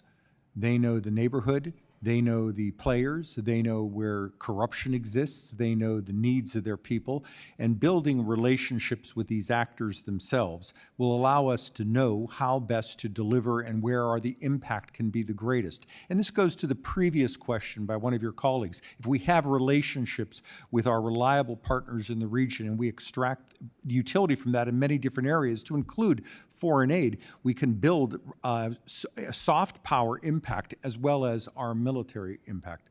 To successfully deter Iran and our global adversaries, we should be leveraging our allies and our partners. President Trump's go-it-alone foreign policy strategy is short-sighted and self-defeating. He started trade wars with our neighbors and angering our friends, even causing South Korea and Japan to restart trade discussions with China for the first time in 5 years. And Vice President J.D. Vance, in public speeches and embarrassingly in leaked signal chats, has spit in the eye of our European allies. Europe is the second largest arms supplier to Israel. The UK critically stepped in to shoot down missiles fired at by Iran, at Israel in last October's escalation. And France helped broker the critical Lebanon-Israel ceasefire. They are vital to achieving Middle Eastern peace and supporting democratic goals in the region. In addition to those values, Europe's presence and our presence in the Middle East contribute to stronger global trade and business, another vital component of keeping stability.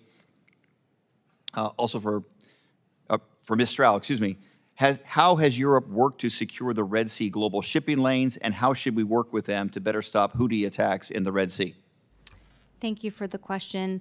The Europeans have both participated in a U.S.-led defensive coalition called Prosperity Guardian, which has kept the critical choke points in the southern Red Sea open. Some European partners, as well as others in other theaters, also participated with us in multilateral offensive strikes last year to take Houthi capabilities off the table in Yemen. And the Europeans maintain their own separate defensive coalition as well in the Red Sea. Thank you. The final question is for Ms. Jungman. About China and their, unfortunately, working with Iran. What is China's role in helping Iran avoid oil sanctions? China plays a large role in enabling Iran to accumulate this revenue. They purchased 90% of Iranian oil is going to China. It serves as the lifeline for Iran's revenue and extremist activity. All right. Thank you very much for those answers, and I will yield back the rest of my time. Thank you. I recognize Representative Davison of Ohio for 5 minutes. Thank you, Chairwoman. Thanks to our colleagues for hosting this hearing. Thanks to our witnesses. Appreciate your testimony today. First, Iran and their despotic regime have just horrible human rights abuses. They've been a force really for terror and instability in the Middle East for a long time. The 10/7 attacks by Hamas were a profoundly evil act by a network of terror groups all linked to Iran. Maximum pressure against these groups and their Iranian sponsors is more than warranted, and I applaud the Trump administration for doing just that. The second truth about the situation that we're in is that a full-blown ground war in Iran is simply not in America. It's not our war to fight. As we turn towards strategic competition with China, we cannot afford to continue to be bogged down in the Middle East. For the United States, an economy of force strategy in the Middle East makes sense so that we can address American interests while minimizing the American investment there. This allows us to focus on other strategic threats and more immediate security risks to our own country. As our committee's State Department authorization process moves forward, I look forward to engaging on pressing issues for the Arms Export Control Act and AUMF reform so that Congress is active in confronting the rapidly evolving security environment in the world.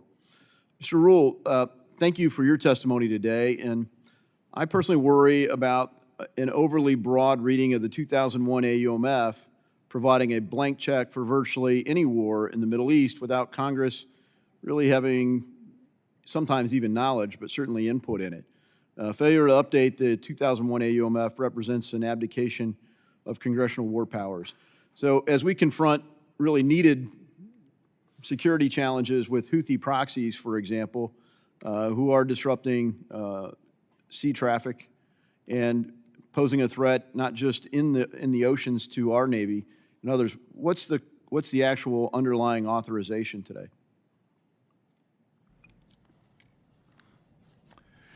Congressman, it's a complicated question, and I'm going to evade some of that because I'm not an expert. But I will say this: Congress needs to start now, as Ms. Stroul stated, with a process to understand what role should be played to develop specific authorities, because the Quds Force needs to be taken apart in the region, because a nuclear deal that simply provides funding for the Quds Force to reestablish its proxy network to the region just repeats this entire system of violence, and we face the same situation over and over again. So we really do need to understand the prospect of military action against Iran and its personnel and its architecture at present, and Congress needs to play its role in that. Yeah, thank you for that. That's exactly what I've tried to do for a long time since I've been here, really since the summer of 2016. Updating the 2001 AUMF's been darn near impossible. Frankly, for people like me that wanted to do it, we were blocked from even being on this committee. Blocked from anybody that really wanted reform couldn't get on the committee of jurisdiction. And then when you try to do it through appropriations, like, oh, you're supposed to do it through the committee of jurisdiction. And now, even after the Afghan war is wound down, long after we've formally left Iraq, we still keep the 2001 AUMF. Does anyone believe that the Houthis or Hamas, let's just say Hamas, are they affiliates of al-Qaeda? I mean, that's the underlying situation. They're terrorists in that sense, but they're not coordinating. They share some similar enemies, but they're not really covered by the 2001 AUMF. So I think it is urgent that we update them. And, I definitely appreciate y'all's effort to call that out. But Ms. Jungman, in your testimony, you bemoan the existence of cryptocurrency to some extent, saying that the pseudonymous nature of blockchain transactions makes enforcement challenging. However, you admit that it only makes up about $8 billion in transaction. In reality, I'm the chairman of National Security and Illicit Finance. We just had a hearing earlier today where people trying to trace the money actually like cryptocurrency because it's on a public blockchain. So it's easier to follow the money. It still presents challenges for on and off ramps, but when it's on a blockchain, it's easier to detect. So, what proportion of Iran's illicit finance is really crypto versus conventional finance? In the grand scheme, the $8 billion is not that significant when you look at, $50 billion that was made in oil revenues last year, or $135 billion in oil revenue that was made between 2021 and 2024. So I think that there needs to be stricter enforcement and oversight on the blockchain and the crypto transactions, but it doesn't necessarily need to be. Yeah, thank you for that. My time's expired, and I yield. Thank you. I now recognize Representative Moskowitz from Florida for 5 minutes. Thank you, Madam Chairman. Chairwoman, I want to thank Chairman Lawler and Chairman Mast for bringing this hearing. I have supported for months now giving the Iranians a period of time to end their nuclear program peacefully, or that the United States should end it for them. I've worked with Chairman Lawler on that in the last Congress dealing with Iranian oil. And in this Congress, Senator Lindsey Graham and I filed a resolution to get a sense of Congress on just that issue. Iran is weaker now than they've been in a very long time, weaker in the region because of Israel's efforts against Hamas and Hezbollah, this administration's intervention on the Houthis. Now is the time. There's no question now is the time to try to bring this to a peaceful solution, right? And that's really up to the Iranians to choose what path they want to go. But I also have to recognize that we're in the third month of the administration. And for 3 months now, the administration has treated Canada and Greenland and Europe and Ukraine and PBS and NPR and the Associated Press worse than they've talked and treated Iran.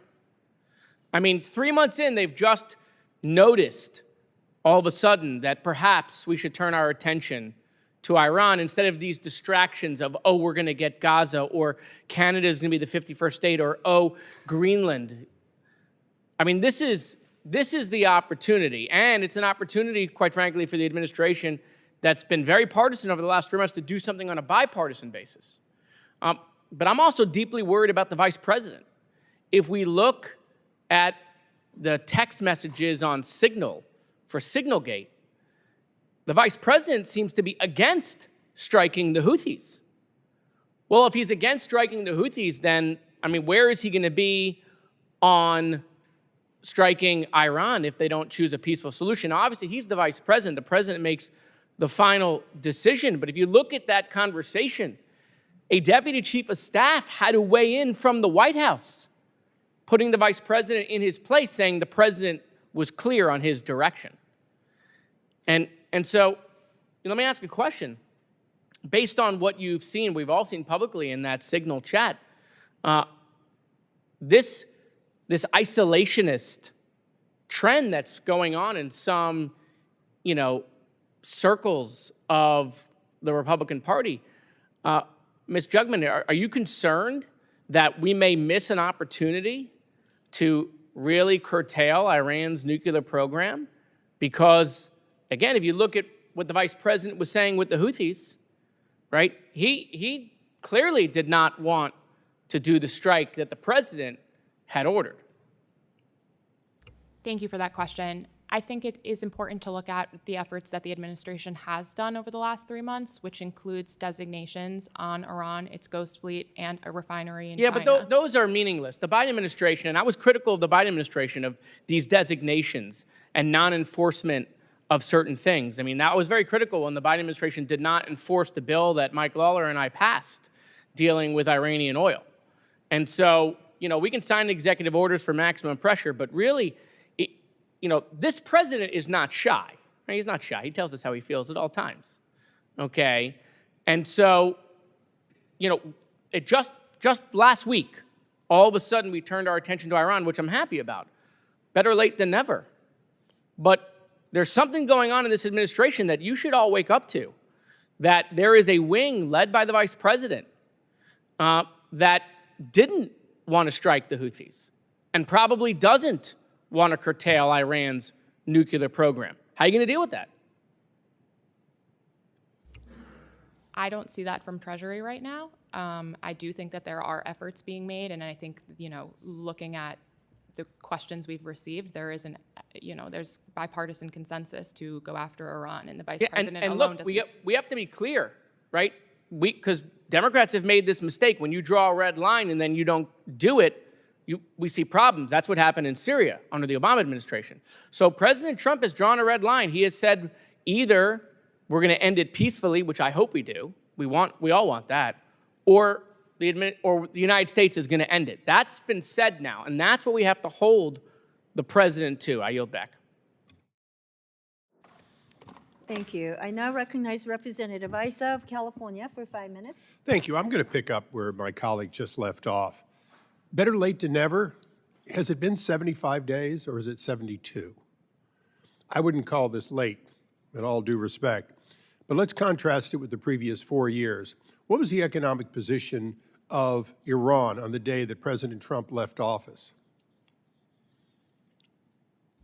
They were a lot weaker than they are today. Were they shipping a couple 100,000 barrels a day, not 1.5 million barrels a day? That's correct. So during the 4 years of the Biden administration, perhaps in plain sight while other things were being discussed, JCPOA, Iran's nuclear, and so on, they went up by more than 1 million barrels a day times $75, right?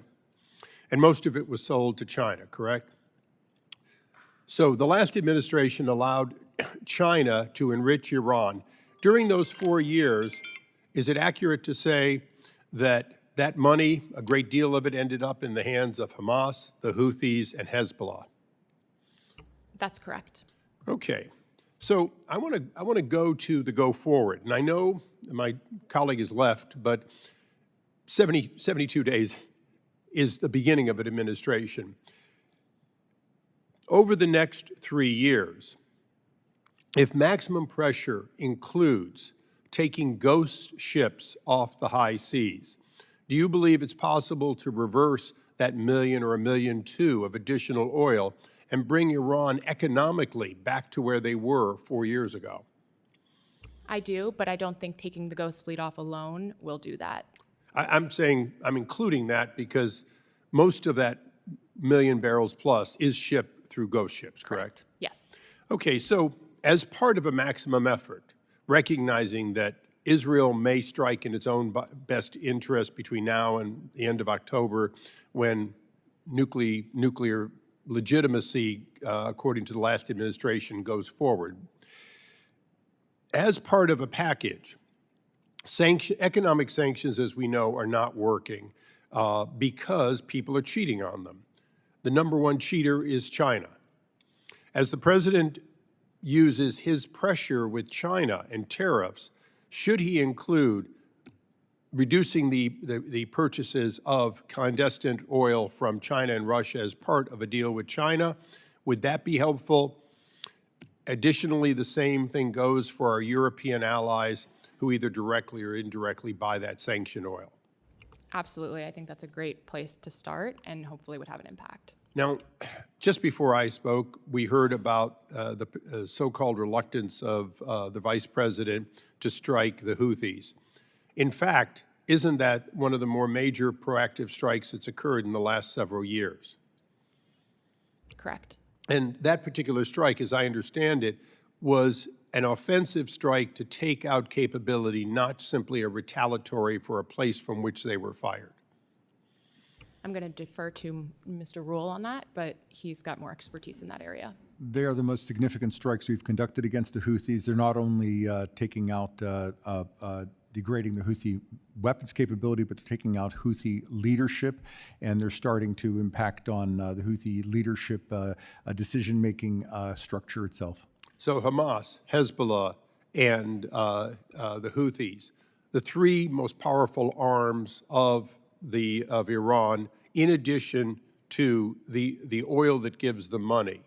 If those activities continue at the pace they've been going over the last, some of it more than 75 days because of Israel's efforts with Hamas and Hezbollah, but if those three tentacles of Iran are taken out over the next 3 years, if the clandestine oil is reduced to, let's just say, about where it was 4 years earlier, do you believe we can avoid all-out war with Iran, but bring Iran back to a situation in which they must deal or be unable to function because of economic disaster?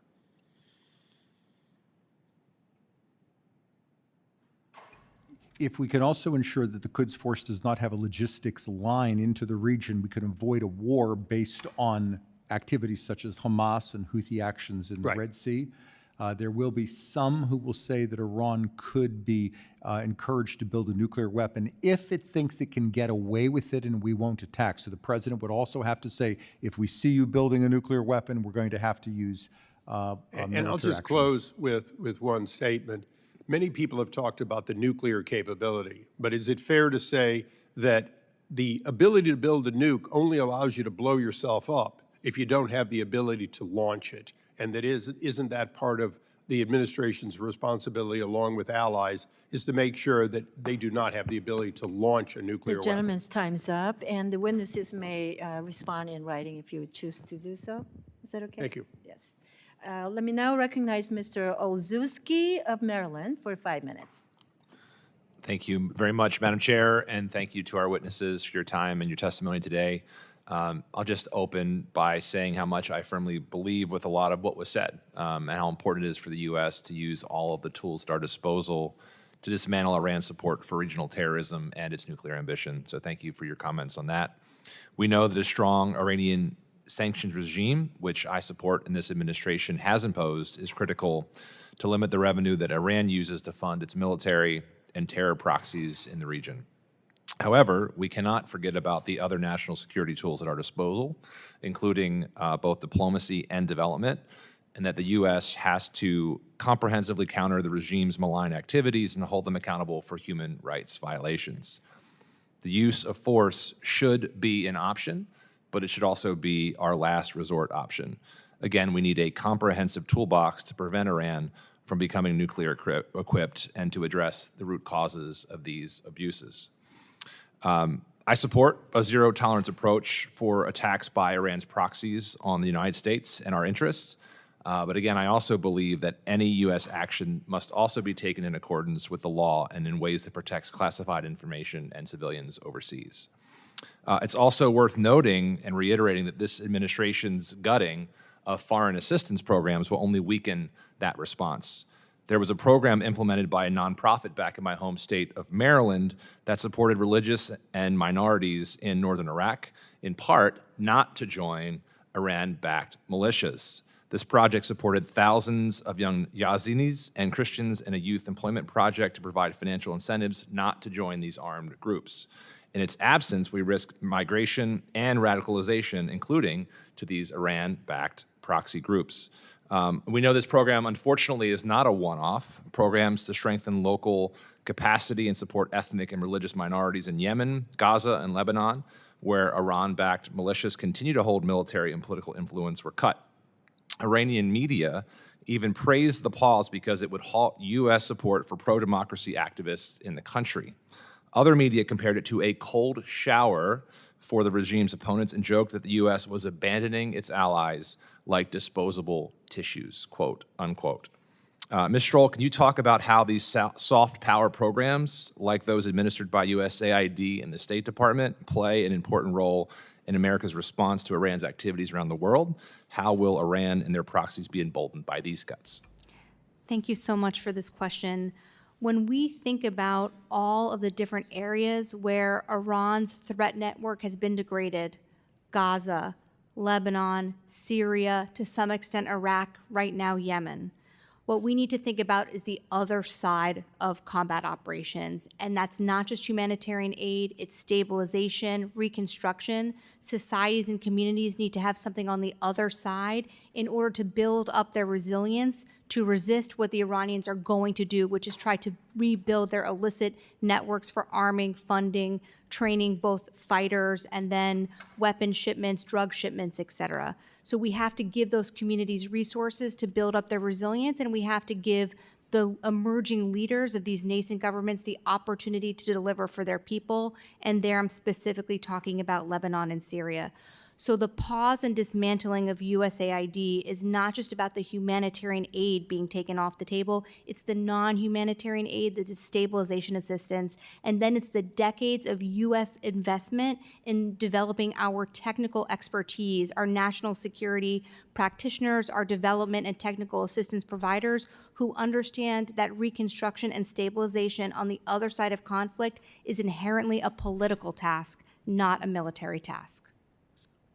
Thank you so much for that response. And I'll just close without an additional question, recognizing that my time is winding down.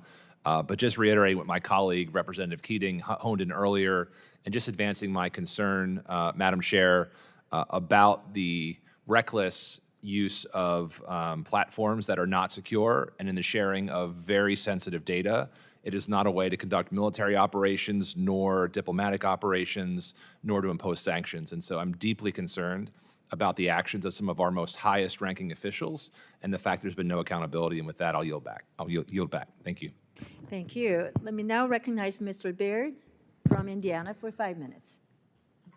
Thank you, Madam Chair, and thank our witnesses for being here today. The expertise you share with us is very beneficial and very helpful. but I'm going to touch on a couple of three other areas that are of interest to me.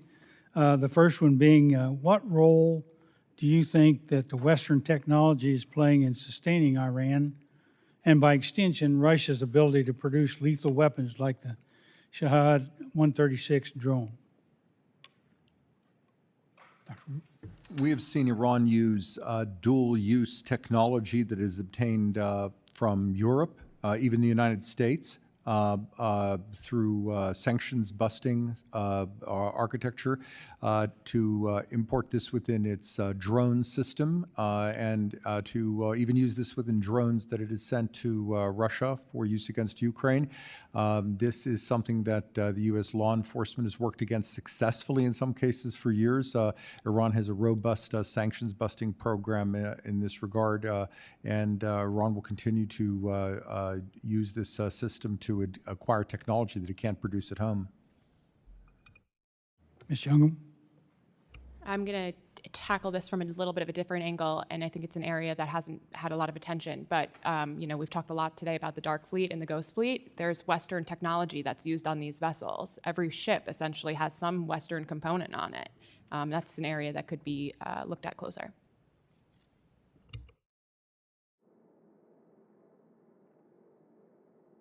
I would associate myself specifically with Mr. Roule. The threat is the dual-use technology. So part of this is about sanctions and shining a light and exposure. It's also about education initiatives with the commercial sector so they understand the risk of both the legitimate uses of some of this technology and then the illegitimate and illicit ways in which a regime like Iran might use it.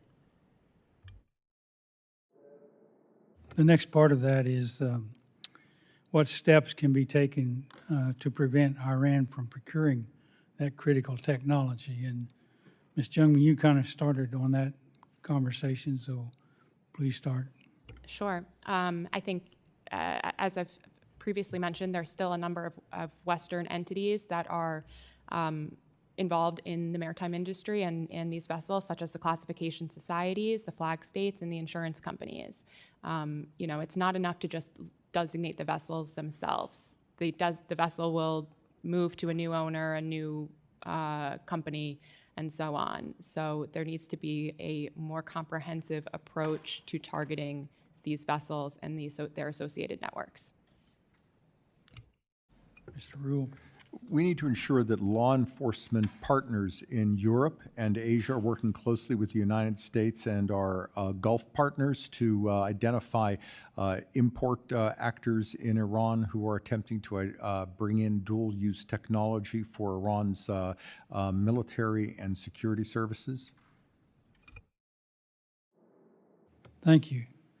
Ms. Stroul? I have nothing to add. I think my colleagues did a great job answering the question. That's a good answer. One other area. Do you believe that the United States and its allies are focused enough on preventing the rebuilding of the Iranian proxy groups? And what more could we do if that's true? Mr. Roule. If there is a nuclear deal that provides Iran with sanctions relief that allows the Quds Force to rebuild Hamas, Hezbollah, and the Houthis over time, we recreate the very world we have worked so hard to dismantle today. It is critical that any new nuclear deal simply does not allow the Quds Force to do this.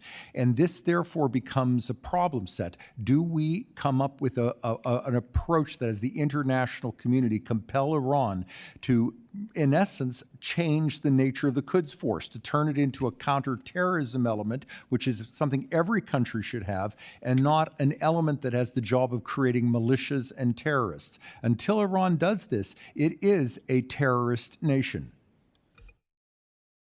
Thank you. And I see I only got 26 seconds left, and so I'm sorry to the other two, but I yield back. Thank you. Let me now recognize Representative Schneider of Illinois for 5 minutes. Thank you, Madam Chair. And again, I want to thank the witnesses for joining us here.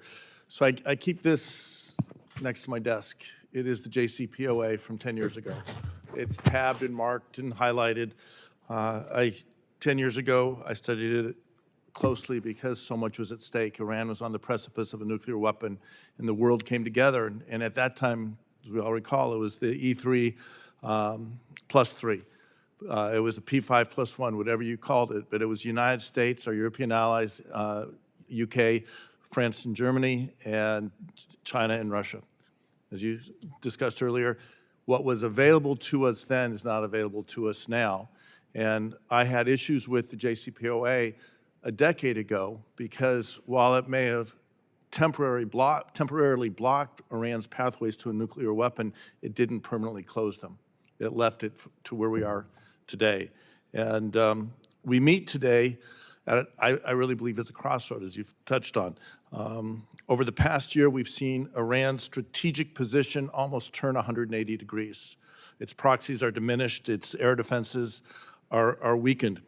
At the same time, again, as was mentioned, Iran's breakout time is almost to the goal line. It's measured in weeks, maybe even days. And we all know a nuclear-armed Iran would transform the strategic map of the Middle East once again. It would not only endanger our allies, including Israel, it would trigger in all likelihood a regional arms race. It would embolden the terrorist proxies, and it would undercut the global non-proliferation regime. Now, we know this moment didn't come out of nowhere. Iran's been working on a nuclear weapon for more than a generation. We can talk about the decision to invade Iraq and then empower Iran. We can talk about the JCPOA, which was a problem. I think at the end of the day, the decision to pull out of the JCPOA without a strategy of how to move forward and make sure that Iran couldn't get closer to a weapon left us at the point we are in today. Iran literally at the goal line. And that is the challenge we have. Now, part of the problem, I think, in pulling out of the JCPOA was that there wasn't a plan, that it was more about the headlines than about making actual progress. It was not very serious. This has been a challenge that I've seen with the administration, first term of the Trump administration, and today with the return of the administration, but perhaps even greater. The dismantling of USAID, the freezing of aid to camps like Al-Hol, where ISIS remnants remain active, the whiplash of threats followed by back-channel talks with Hamas. All of it suggests a governing style that is far more impulsive, theatrical, and dangerously untethered from strategy. I wish we could trust that this renewed maximum pressure approach being discussed was grounded in facts, deliberation, and interagency coordination. I believe that President Trump had read the briefings, sought out dissenting views, or agonized over the details of a strike plan. But I don't have that confidence, and I'm very concerned about where we are right now. Serious policy means aligning sanctions, intelligence, and diplomacy. It means working with allies to close loopholes, not just naming problems, but resourcing, developing solutions. It means being honest about what airstrikes can and cannot accomplish, and about what it takes to truly dismantle Iran's nuclear weapons program. We know this challenge won't get easier with time, as has been discussed earlier. Iran's nuclear program isn't just a bargaining chip, it's a shield from behind which Tehran wages war through proxies in Gaza, Lebanon, Iraq, Syria, and Yemen. And that's why I was proud last Congress to join with then Chairman McCall to introduce HRS 559, declaring it the policy of the United States that a nuclear Islamic Republic of Iran is not acceptable under any circumstances. So with that, let me turn to you, Ms. Stroul. You've spoken previously about the need for a regional architecture. Can you speak how seriously you think our Gulf partners view the risk of a nuclear Iran and whether they believe the U.S. is still, or U.S. does have at all, a coherent plan to stop it?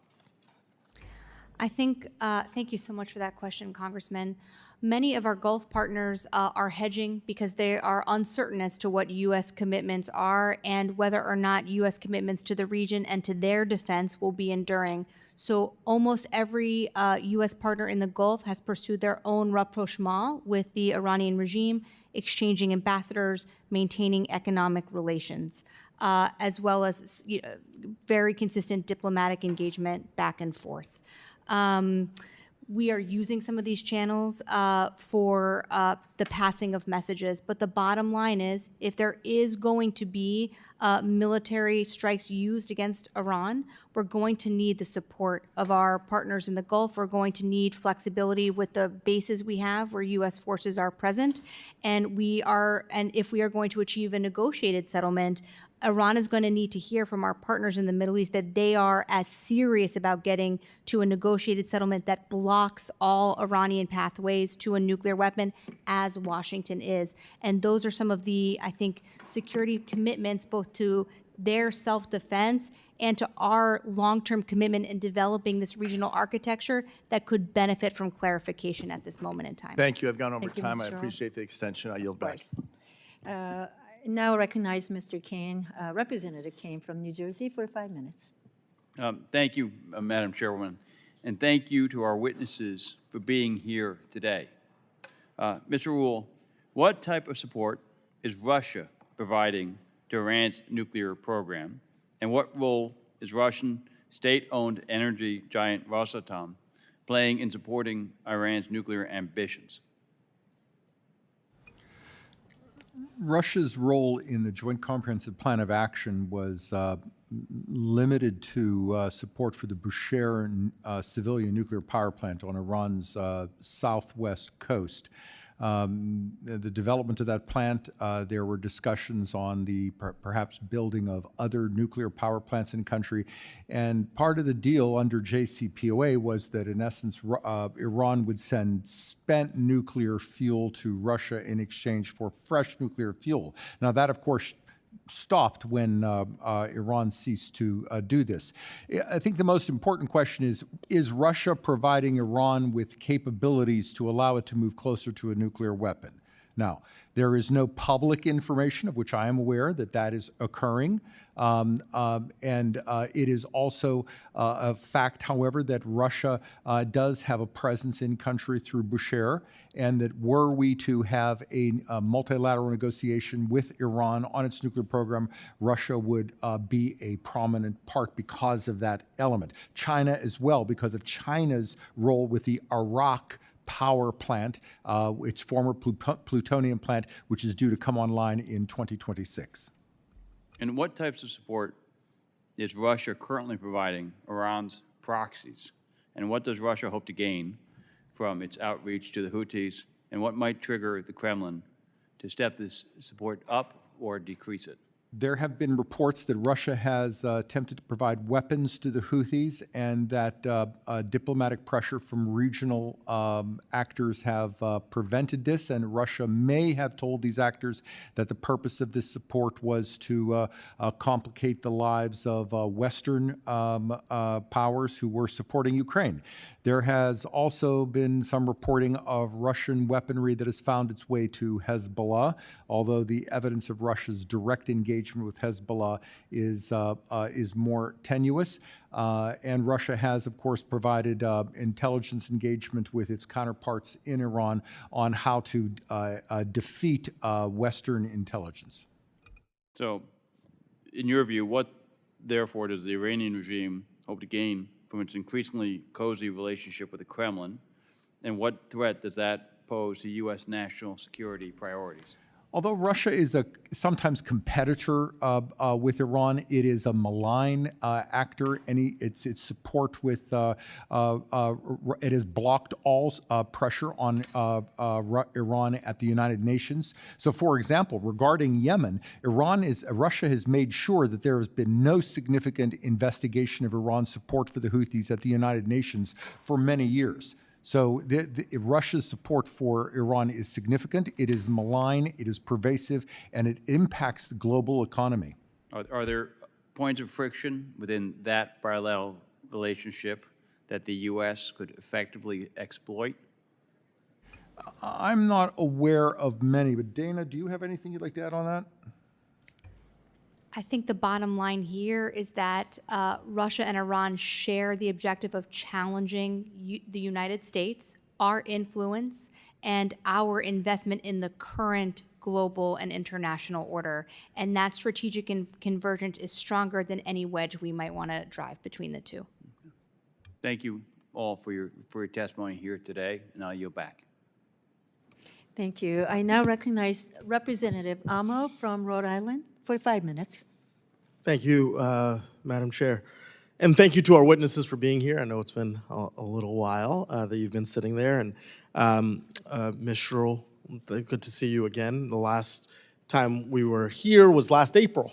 And I discussed with you the growing cooperation between Ayatollah Khamenei and Vladimir Putin.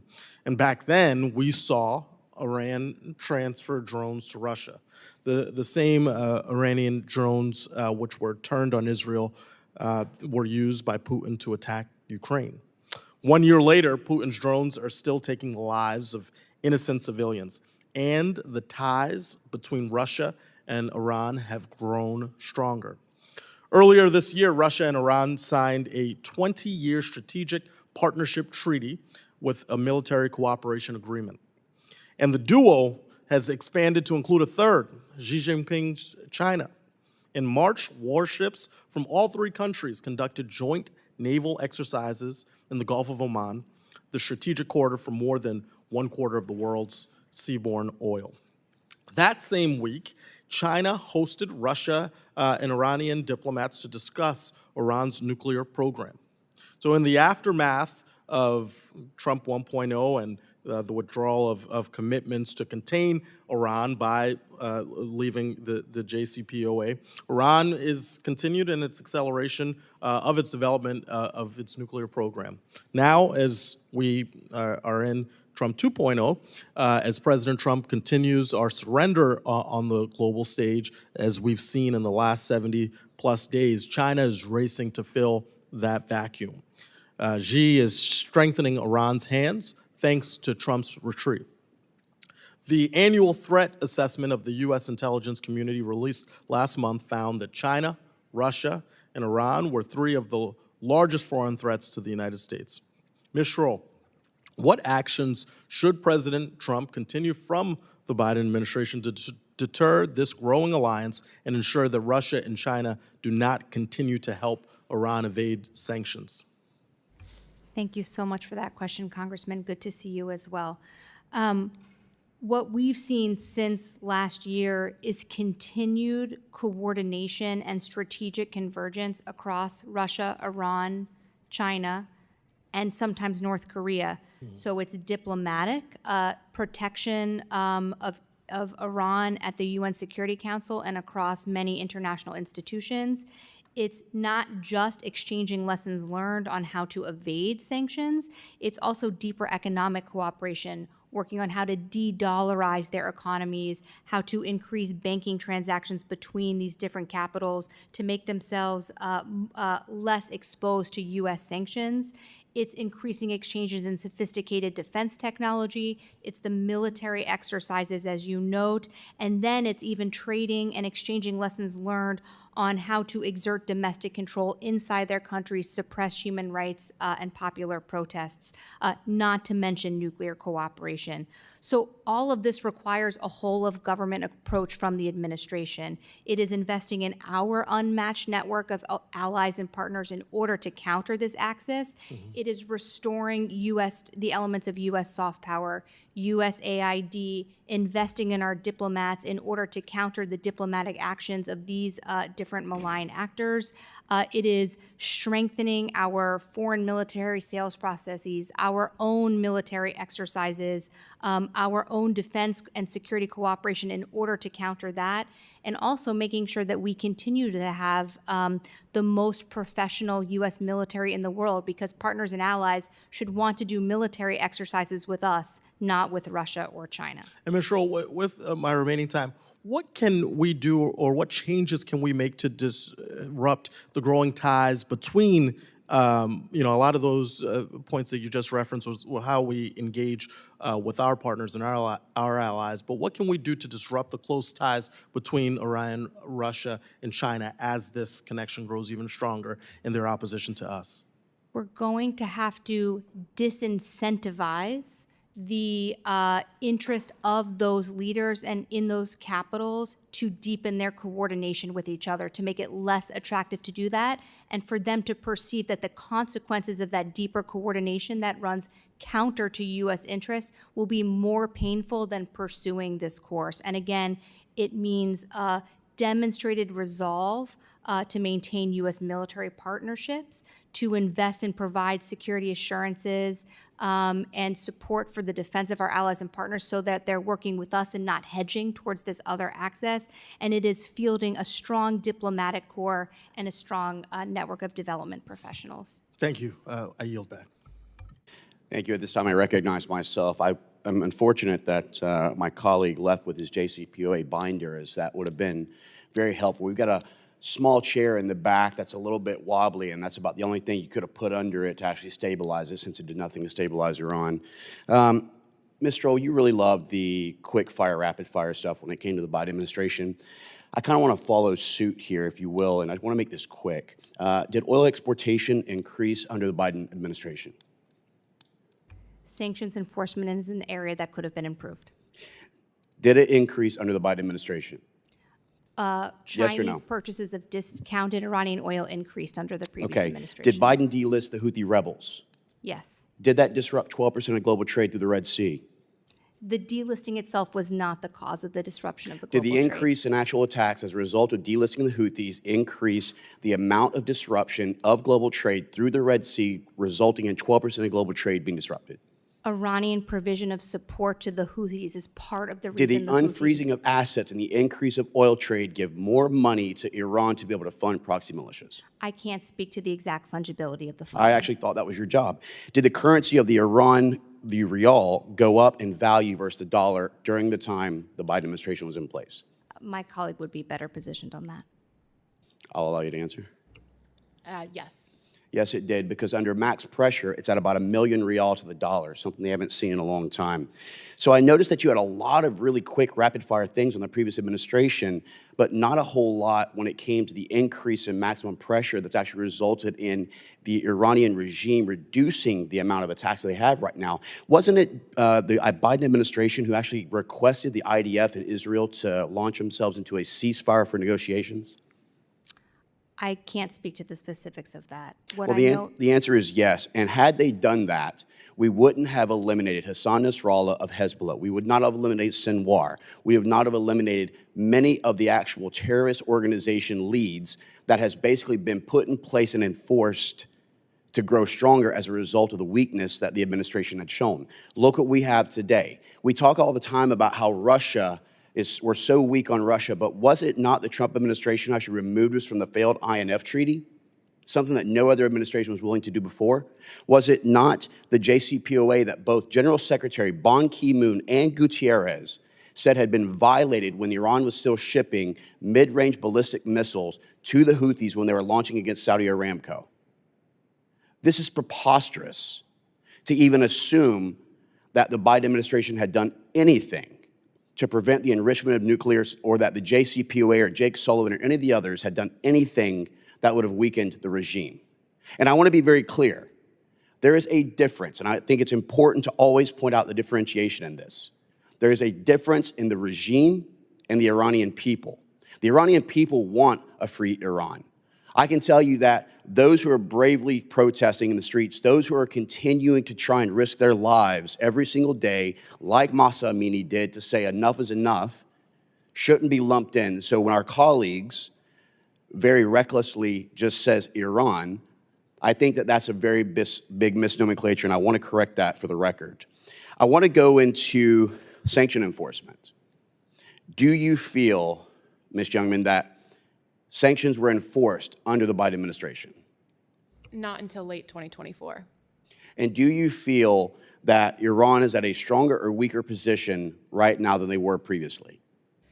As a result of the sanctions that have been rolled out over the last few months and at the end of 2024, they are weaker, but not as weak as they could have been if sanctions were fully enforced under the Biden administration. Completely agreed. And what I noticed from Iran is that not only are they concerned about this administration more so than the last, they've actually moved and relocated their service to air missiles around Qom, around Natanz, around Esfahan, because they know that unlike the Obama-Biden drawn red line, that this administration has actually proven to take real enforcement.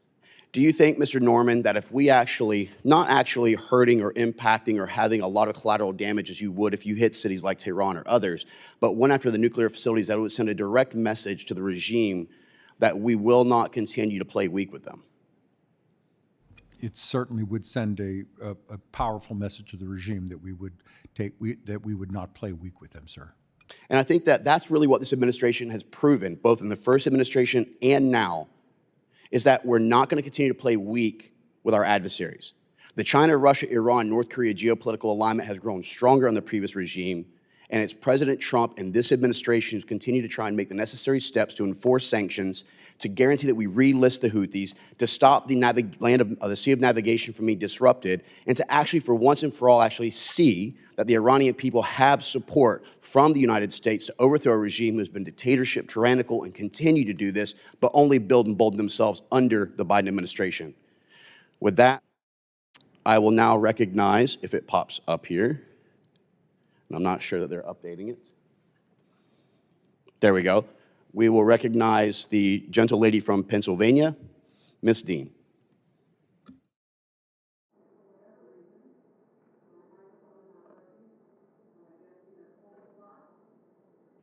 There we go. I'm going to slide down one.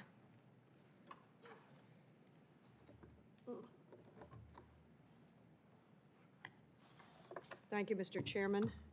Bear with me, and let's restart the clock, please. Restarted the clock. Thank you very much. I thank Chairman Mast and Ranking Member Meeks for holding this hearing, and I thank all of you. Your expertise, your passion, and your intellect around these issues is very valuable to us in these incredibly challenging times. Going back to the JCPOA, in 2015, the P5+1, the EU and Iran agreed to the JCPOA, choosing diplomacy over aggression to ensure that Iran's nuclear program would be peaceful, constrained. The JCPOA was a historic deal in ensuring verification and compliance, and the IAEA had previously warned that its failure would be a loss for nuclear verification and multilateralism. Unfortunately, in 2018, even though the IAEA verified that Iran was implementing its nuclear-related commitments, President Trump, in my mind, recklessly withdrew the United States from the JCPOA and without a plan, as my colleague, Mr. Schneider, spoke about. Mr. Roule, I'd like to go back to the very beginning of your testimony. It is stunning testimony that I think bears repeating. You said in page 1 and page 2, first, the IAEA notes that Iran continues to expand its production of 60% enriched uranium. Is that correct? That is correct, ma'am. You say Iran appears capable of producing its first quantity of 90% enriched uranium. Can you speak to that? What leads us to know that? That is based on the International Atomic Energy Agency's access to Iran's nuclear program at present, which is limited, but it still takes place. And when you use the expression, as experts do, they would have the possibility of 90% enriched uranium sufficient for one nuclear weapon in about a week. What does that about a week mean to the layman like me?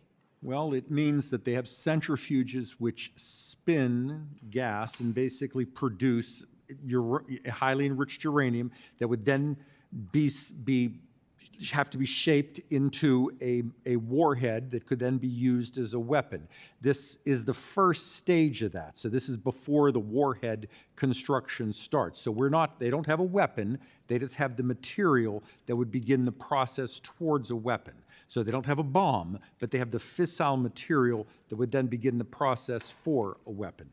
What stages were they at prior to President Trump removing the United States from JCPOA? What were the numbers then? They had a very, very tiny amount of enriched uranium at a level that was much, much reduced to this. It was about below 5%. They had a very small number of centrifuges. But I should also say, ma'am, that when President Trump left JCPOA, they did not significantly increase their centrifuge production until, frankly, diplomatic talks began under the Biden administration. And it wasn't because of the Biden administration itself. It was just because the Iranians just decided to expand their program, even when diplomacy was offered. And then you said, let me see here. Second, you said Iran continues to increase the number and sophistication of its centrifuge cascades. Can you speak to that a little bit? Yes, in essence, the centrifuges have, the more advanced the centrifuge is, the greater its efficiency, the faster it can produce highly enriched uranium. And what that means is the faster it can produce the fissile material for a weapon. And the faster it can produce something means the fewer number of centrifuges, which means the footprint is smaller. It means the smaller the installation can be, meaning the easier you can hide it. So in essence, Iran's nuclear architecture right now appears to be designed to produce the highest enriched uranium in the fastest way possible, and not the lowest enriched uranium in just an average speed possible. So it's not producing enriched uranium in a way that you would expect for a civilian nuclear program. It is also producing this enriched uranium in centrifuge cascades in facilities that are deeply buried, that look as if they're designed to survive a military attack. That is all very suspicious. Very suspicious. I see my time is up. Where does this leave our partners, our former partners in the JCPOA, if you could answer that? Well, the Europeans have been attempting to revive negotiations for some time without success, in part because the Iranians themselves refuse to cooperate with negotiations, as they refuse to cooperate under the Biden administration, which is why then the Secretary of State in the Biden administration called the negotiations to an end. I thank you very much, all of you. I'm sorry I wasn't able to get to everybody. Thank you. I yield back. Thank you. At this time, we recognize our good friend from Texas, Mr. Sell, for 5 minutes. Thank you, Mr. Chairman. In 2015, President Obama flew a plane with $400 million in cash to the Ayatollah and released billions more. In 2021, President Biden rescinded President Trump's maximum pressure campaign, as we've heard.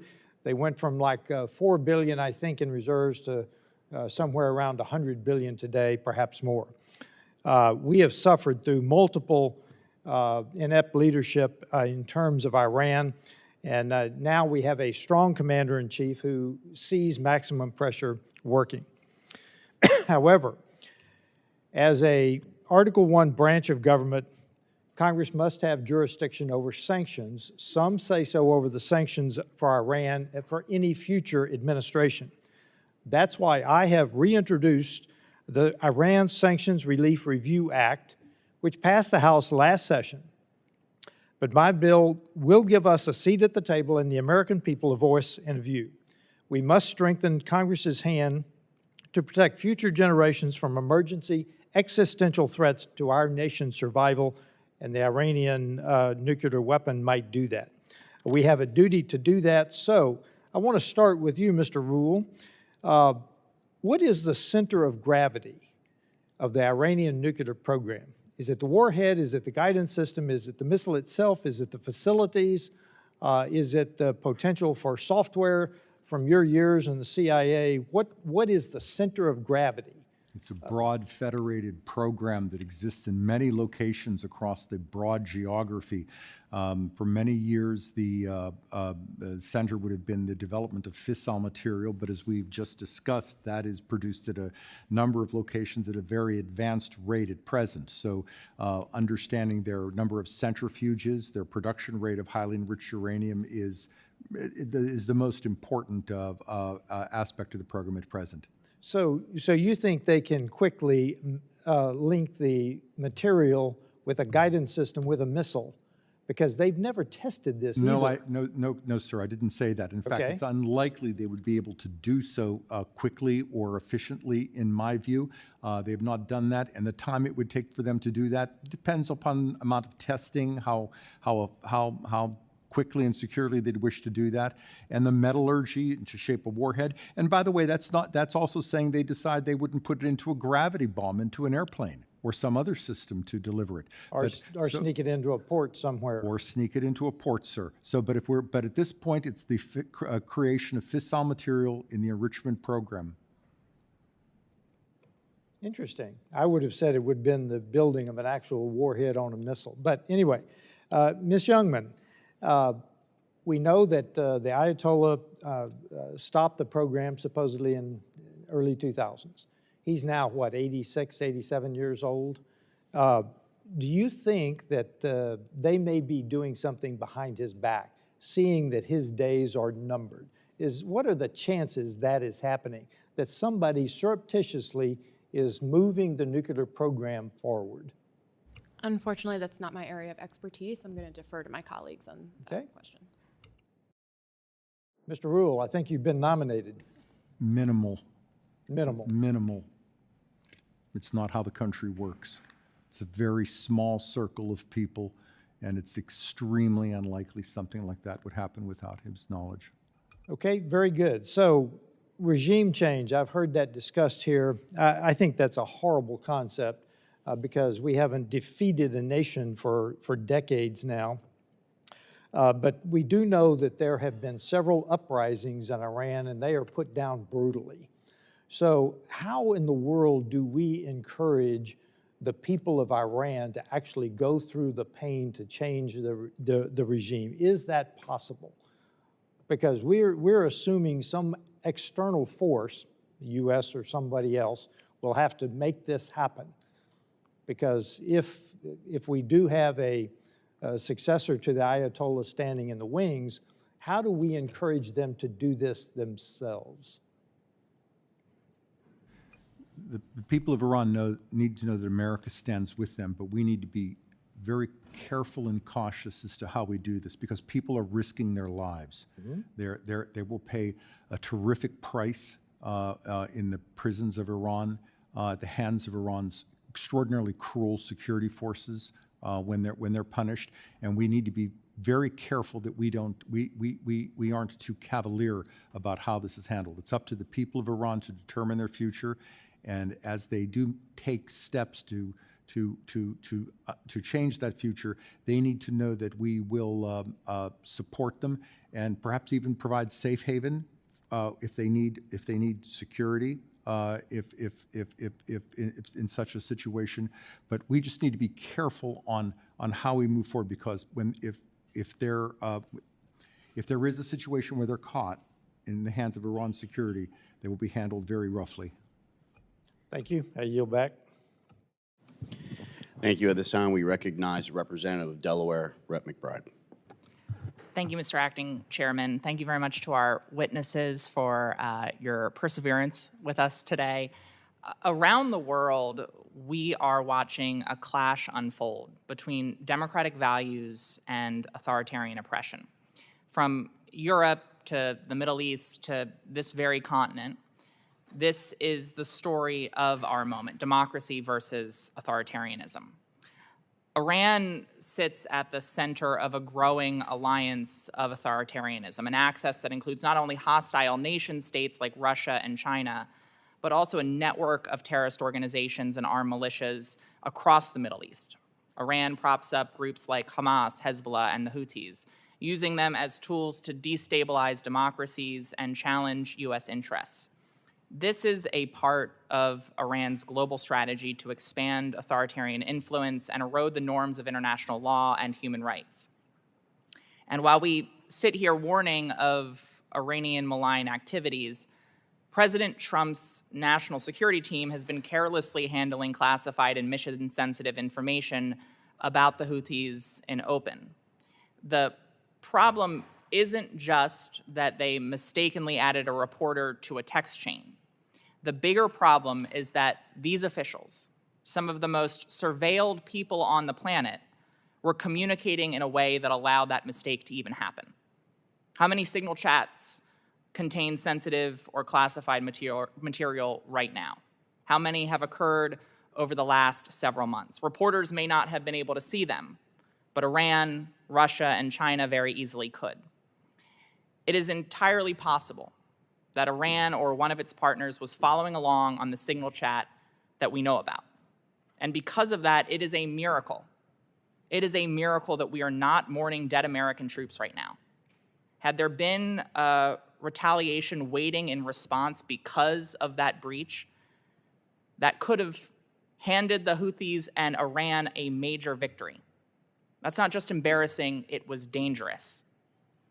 As Hamas is weakened and Iran looks to recalibrate its strategy, we must ensure that Iran does not have additional proxies to fall back on.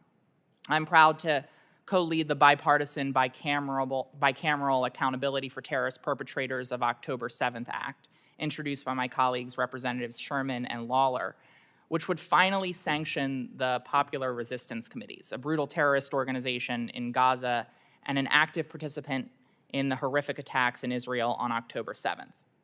These terrorists have carried out attacks against Americans, Israelis, and Palestinians for decades, and their deep ties to Hamas make them a credible candidate for Iran if they are looking to increase support for other proxies in the region. So, Mr. Roule, my question for you is, despite having been responsible for American civilians being murdered since 2003, the Popular Resistance Committees has never been sanctioned.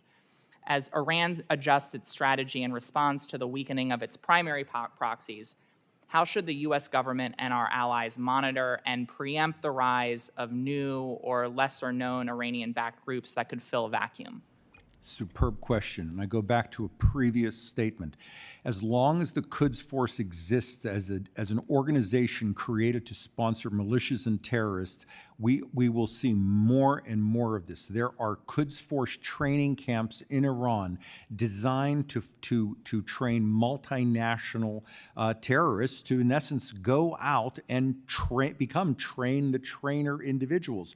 Some of the best training Iran provides to the Houthis, to Hezbollah and others is provided within Iran itself. Until Iran is compelled to change the Quds Force itself, we are fated to deal with this issue. So I would encourage legislation that insists that our partners in Europe and the region do what they can to constrain Iran's from the Quds Force's activity. Until this happens, we are fated to watch this movie play again and again. Thank you. And quickly, Ms. Stroul, given Iran's strategy of using proxies to destabilize fragile democracies and suppress civil society from Lebanon to Iraq, how can the U.S. more effectively support democratic institutions and counteract the malign influence of these authoritarian-backed actors? The ability of societies and communities to be resilient in the face of what the Iranians will try to do, which is reconstitute their threat network, is to empower our diplomats and our development assistance professionals. So that would particularly be the U.S. Agency for International Development, and to allow our diplomats to do what they do best, which is political and diplomatic engagement. Thank you. I yield back the balance of my time. Thank you. I ought to remind, just for clarification, Rep. McBride, that those sitting in a chair are chairman or chairwoman. There's no acting. And so I would assume that we know the difference between real and acting. And at this time, I'll recognize the gentleman from Indiana, Mr. Shreve. Thank you, Mr. Gentleman in the chair. I appreciate the testimony from the witnesses. I know it's been a long afternoon. I appreciate that.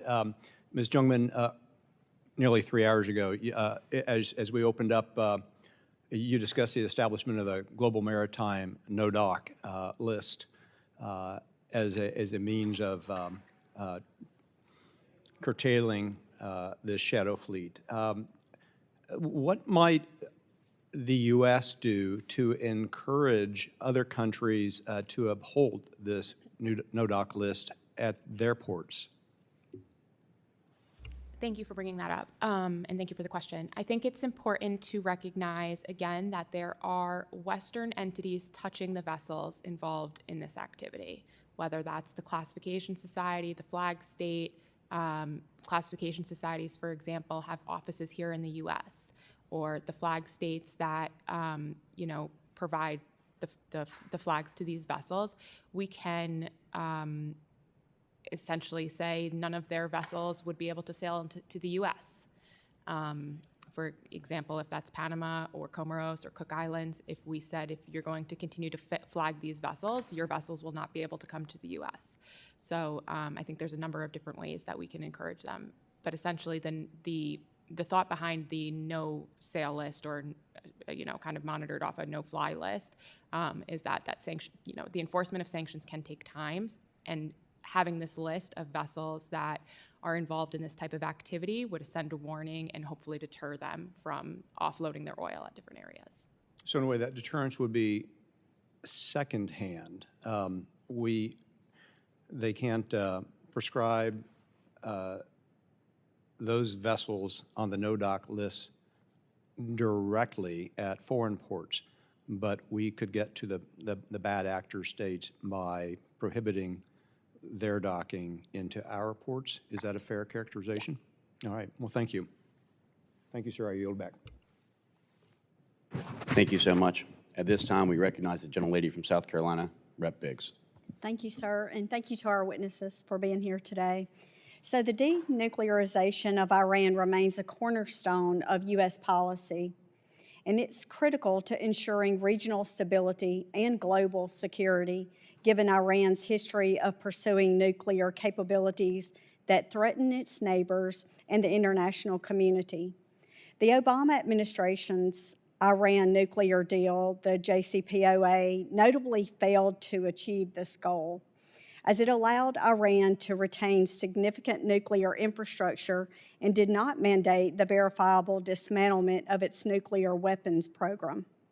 Moreover, the Obama administration sought to obligate the United States to remove key sanctions on Iran, notably those with Section 1245 of fiscal year 2012 NDAA, which enforce significant financial and oil restrictions.